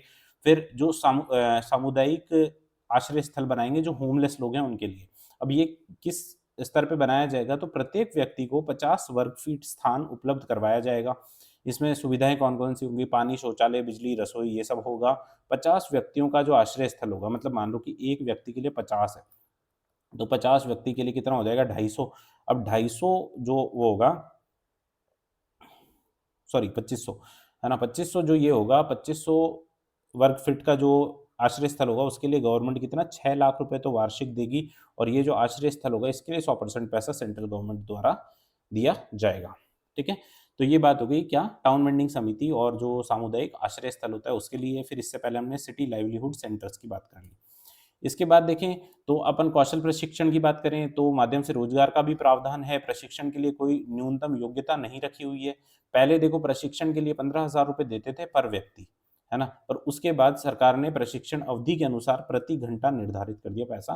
तो अब पैसा कितना दे रहे हैं, तो वो घंटों के अनुसार पैसा दे रहे हैं। फिर प्रशिक्षण के पश्चात 70% जो लाभार्थी होंगे उनको स्वरोजगार अनिवार्य है। मतलब आपने प्रशिक्षण दे दिया फिर आप कहो कि नहीं अब तो मैं कुछ नहीं करने वाला, अभी भी मैं तो बेरोज़गार ही रहूँगा, तो ऐसा नहीं है। 70% लोगों को स्वरोज़गार अनिवार्य है। फिर एक इस योजना में पैसा पोर्टल है, तो ये याद रखना, portal for affordable credit and interest interest subvention, तो इसके लिए एक पोर्टल बनाया हुआ है। फिर इसमें मिशन स्ट्रक्चर की बात करें तो ये हम देख ही रहे हैं, नेशनल लेवल पे कौन होगा, तो नेशनल लेवल पे भाई इसमें कौन है, मिनिस्टर है, minister of housing and urban affairs के जो मिनिस्टर हैं वो होंगे। स्टेट लेवल वाला इसमें याद रखना अपन को, जो स्टेट लेवल पे जो मिशन का ओवरलुक करते हैं वो चीफ मिनिस्टर हैं और इसमें वाइस चेयरमैन कौन होते हैं, फाइनेंस मिनिस्टर होते हैं। तो ये थोड़े मिशन स्ट्रक्चर याद रख लेना क्योंकि पिछली बार क्वेश्चन पूछे होंगे। फिर इकोनॉमिक सर्वे में भी हमको कुछ दिया हुआ है क्या, तो दिया हुआ है implemented in 213 urban local bodies में ये इम्प्लीमेंटेड है, अभी करंटली चल रहा है। और 2128 सेल्फ हेल्प ग्रुप्स दिसंबर 2024 तक बन चुके हैं। तो ये इकोनॉमिक सर्वे का डाटा है इस योजना के लिए। और ये इकोनॉमिक सर्वे जो लेटेस्ट वाला इकोनॉमिक सर्वे ना उसका ही डाटा लिया हुआ है इसमें। ठीक है? तो ये बात हो गई हमारी एक योजना और की। फिर इसके बाद देखो इंदिरा गांधी क्रेडिट कार्ड योजना। अब ये वाली योजना भी समाप्त हो चुकी है ना? अशोक गहलोत जी द्वारा शुरू की गई योजना थी। अब ये कुछ खास चल नहीं रही है। इसमें देखते हैं 16 अगस्त 2021 को। अब देखो इसमें 2 डेट्स आती हैं, हर जगह मैं देख चुका हूँ। वैसे तो मेरे को ज़्यादातर जगह 16 अगस्त ही मिली, पर 6 अगस्त भी कई जगह पर दी हुई है। तो 16 अगस्त या 6 अगस्त को 2021 को ये प्रारंभ हुई और 31 मार्च 2024 तक ये चली, ठीक है? 31 मार्च 2024 को ये समाप्त हो गई। मैंने बताया राजस्थान में कोई योजना चलेगी तो कौन चलाएगा? शहरी क्षेत्र की योजना स्वायत्त शासन विभाग चलाएगा। अब इसमें क्या कर रहे हैं, इंदिरा गांधी क्रेडिट कार्ड योजना में 50,000 रुपए का लोन दे रहे हैं भाई, है ना? मेजर बात क्या है मैं आपको बता दूँ, 50,000 रुपए का बिना गारंटी, बिना ब्याज लोन दिया जा रहा है। 1 वर्ष के लिए दिया जा रहा है। अब इसमें 1 वर्ष में क्या है, जैसे मान लो कि आज अब जनवरी चल रही है, तो जनवरी में आपको लोन मिल गया, तो जनवरी, फरवरी, मार्च तो आपको चुकाना ही नहीं है। फिर चौथे महीने से लेके 15वें महीने तक आपको समान किश्तों में ये लोन चुकाना है। 25,000 रुपए तक का आप लोन लोगे तो 12 महीने में चुकाना है और 25,000 से 50,000 का लोन लोगे तो 18 महीने में चुकाना है। ये 18 महीने वाली बात याद रखना। हर जगह 12 महीने लिखा हुआ है, 18 महीने वाली बात है नहीं कहीं पे। तो ये चौथे से 15वें महीने तक आपको 25,000 तक का लोन चुकाना है और चौथे से 18वें महीने तक आपको ये 25 से 50,000 का लोन चुकाना है, ठीक है? तो ये बात तो हमने ऊपर-ऊपर देख ली। अब इम्पोर्टेंट बातें यही हैं, बाकी अपन पढ़ें तो एक बार पढ़ भी लें। 16 से 6 अगस्त 2021 को ये प्रारंभ हुई, 31 मार्च 2024 को ये समाप्त हो गई। इसका जो उद्देश्य है शहरी क्षेत्र के जरूरतमंद युवाओं को स्वरोजगार हेतु ऋण उपलब्ध कराना, शहरी क्षेत्र के स्ट्रीट वेंडर्स, अनौपचारिक क्षेत्र के कामगार और पंजीकृत शहरी बेरोजगार। 3 इसमें स्पेसिफिक मेंशन किए गए हैं, आगे हम देखेंगे। ऋण की राशि कितनी है? तो 50,000 है। ऋण की प्रकृति क्या है? बिना गारंटी, बिना ब्याज। ना गारंटी चाहिए, ना आपको ब्याज देना है। ऋण की अवधि 1 वर्ष होगी और चौथे महीने से आपको किस्तें देना चालू करना है। फिर देखें पात्रता, तो देखो पात्रता इसमें दी हुई है आय सीमा और आयु सीमा। आय सीमा कितनी होनी चाहिए? व्यक्ति की आय 15,000 रुपये से ज़्यादा नहीं होनी चाहिए और परिवार की आय 50,000 रुपये पर मंथ से ज़्यादा नहीं होनी चाहिए। ये तो आय की सीमा है। आयु की सीमा देखो, स्ट्रीट वेंडर्स के लिए तो इसमें कोई अपर एज लिमिट नहीं दी हुई है। अनौपचारिक क्षेत्र में जो कामगार हैं, जो अनऑर्गेनाइज सेक्टर में जुड़े हुए लोग हैं, उनकी एज लिमिट दी हुई है 18 से 60 साल और पंजीकृत शहरी बेरोजगारों के लिए 18 से 40 साल। देखो कंबाइंड अगर कोई कॉमन पूछता है तो आप 18 से 60 करके आ सकते हो, ठीक है। परंतु अगर ऐसे अलग अलग पूछ ले तो ये अलग अलग इसमें डिवीजन किया हुआ है। फिर इसके तहत 5 लाख युवाओं को, ठीक है, ये याद रखना, 5 लाख युवाओं को पहले आओ पहले पाओ आधार पर ब्याज मुक्त ऋण उपलब्ध कराया जाएगा। नोडल अधिकारी इसमें जिला कलेक्टर ही होंगे सर्वोसरी। और सत्यापन, ये याद रखना आपको, सत्यापन कौन करेगा इसमें? उपखंड अधिकारी, है ना, एसडीओ जो है वो इसमें सत्यापन करेंगे। सर्वे डिस्ट्रिक्ट लेवल एक बैंकिंग कमेटी होती है, वो इसका सर्वे करेगी कि कितना कितना ऋण हमने बांट दिया है और वगैरह वगैरह, ठीक है। सत्यापन वाला याद रखना कौन करेगा? उपखंड अधिकारी, एसडीओ करेंगे। फिर इसमें कुछ चयन प्रक्रिया भी दी हुई है और ऋण जारी करने की समय सीमा भी दी हुई है।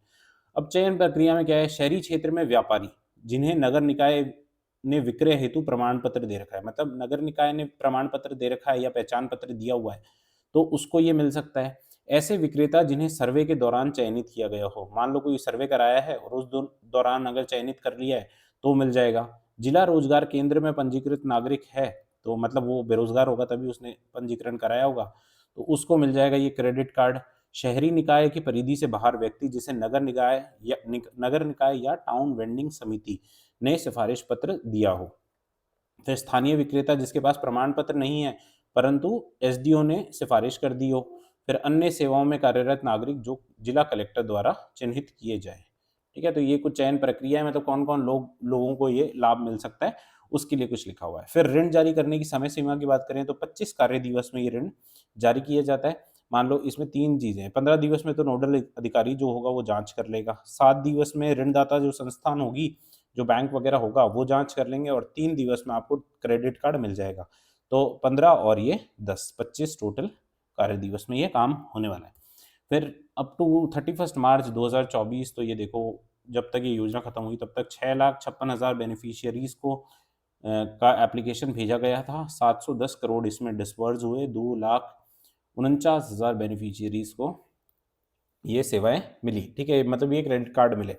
मैं तो एक आधे ऐसे भी जानता हूँ जिन्होंने ये क्रेडिट कार्ड लेकर के कोई मोबाइल वोबाइल खरीद लिए, परंतु चलो वो सब बातें इंपॉर्टेंट नहीं है हमारे एग्जाम के लिए। तो ये बात हो गई भाई हमारी 8 योजनाओं की, है ना। तो अब अगेन मैं आपको बता दूं तो देख लो, 2.5 घंटे में हमने नगर पालिका एक्ट कर लिया, 1 घंटे में हमने वो जो नियम थे वो कर लिए, 1-2 घंटे की ये लगभग क्लास हुई होगी मेरे हिसाब से, अभी टाइम दिख नहीं रहा है इसमें। तो ये टोटल 2.5-3 मतलब 5 घंटे के लगभग आप पूरा 40 क्वेश्चन का रिवीजन कर सकते हो। तो 3-4 बार 5 बार रिवीजन करके जाओ। अभी अच्छा खासा टाइम पड़ा हुआ है अभी, है ना, इतना सिलेबस है नहीं आपके यूआरओ वाले पेपर में। तो और बाकी मैं देखता हूँ करंट अफेयर्स वाला हो पाएगा तो we will also try and cover them, ठीक है। तो बहुत बहुत धन्यवाद, मिलते हैं नेक्स्ट लेक्चर में।